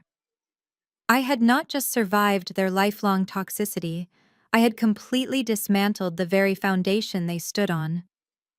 Before Charles could even attempt to formulate another pathetic excuse, a sharp, piercing ringtone shattered the heavy silence. It was coming from Preston's jacket pocket. The sound was jarring against the quiet elegance of the botanical garden. Preston flinched, as if the sudden noise had physically burned him. He reached into his pocket with trembling fingers and pulled out his phone. The screen cast a harsh blue light over his pale, sweating face. He stared at the caller identification for a long, agonizing moment before slowly answering the call and lifting the phone to his ear. He did not say hello. He just listened. The voice on the other end of the line spoke rapidly, and the few words that leaked through the small speaker sounded clinical and unforgiving. I watched as the last remaining shred of Preston's humanity seemed to evaporate right out of his body. His jaw went completely slack. The phone slipped from his loose grip and clattered loudly onto the rough asphalt. Sierra stopped her hysterical sobbing for just a second. She looked at the phone on the ground and then looked up at her husband. "Preston, what is it?" Sierra asked, her voice trembling with a new wave of terror. "Who was on the phone? What did they say?" Preston slowly turned his head to look at her. His eyes were completely hollow. "They froze the accounts," Preston whispered, his voice barely audible over the night breeze. "The federal authorities just executed the seizure warrants. They froze the hedge fund accounts. They froze the personal checking accounts. They froze everything, Sierra." Sierra stared at him, her brain struggling to process the absolute finality of his words. "But we still have the house," Sierra stammered, her hands shaking wildly as she reached out to grab his arm. "We can sell the house, Preston. It is worth $4 million. We can liquidate the assets and pay for a defense team. We can start over." Preston let out a dry, hacking laugh that sounded entirely unhinged. He looked at his wife with an expression of pure manic defeat. "There is no house, Sierra," he said, the words spilling out of him like toxic waste. "I double mortgaged the estate 6 months ago. I forged your signature on the loan documents to secure more capital for the fund. I took every single cent of equity we had to cover the bleeding, and I lost it all. The bank owns the house now. We have absolutely nothing left." The silence that descended upon the group was absolute and terrifying. Sierra stood completely frozen. Her designer dress, her perfect hair, her country club status. It was all built on a massive, devastating lie. She had spent her entire life looking down on me because she thought she had secured the perfect, wealthy husband. But her perfect husband had just secretly gambled away the roof over her head. A feral, inhuman scream ripped through Sierra's throat. It was a sound of pure, unadulterated agony and rage. She lunged forward with terrifying speed, throwing her entire body weight against Preston. She tackled him hard into the side of the iron gate, her manicured hands turning into violent claws. "You stole my house!" Sierra shrieked, tearing at the lapels of his expensive suit. "You forged my name, you pathetic fraud! You ruined my entire life!" Preston raised his arms trying to protect his face, but Sierra was relentless. She slapped him and scratched him completely, losing her mind in the dirt. Charles and Vivian were too broken and exhausted to even try and stop her. They just sat on the ground watching their golden child tear her fraudulent husband to pieces. Suddenly, the quiet street was illuminated by the sweeping headlights of multiple approaching vehicles.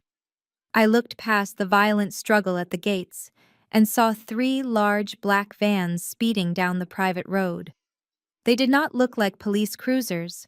They pulled to a harsh stop right behind Preston's luxury vehicle.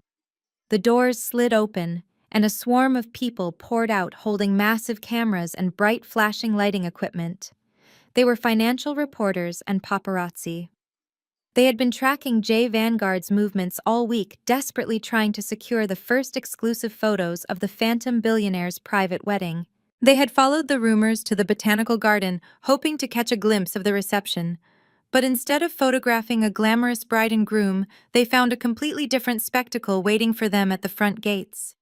The reporters immediately recognized Preston. His face had been heavily featured in local financial magazines for years. The bright white flashes of their cameras began going off like aggressive strobe lights cutting through the dark night. They captured every single pathetic moment. They photographed Sierra screaming and physically attacking her husband. They photographed Vivian sitting in the dirt with her torn silver gown, trying to hide her face. They photographed Charles, the great patriarch, slumped against the iron bars looking like a defeated beggar.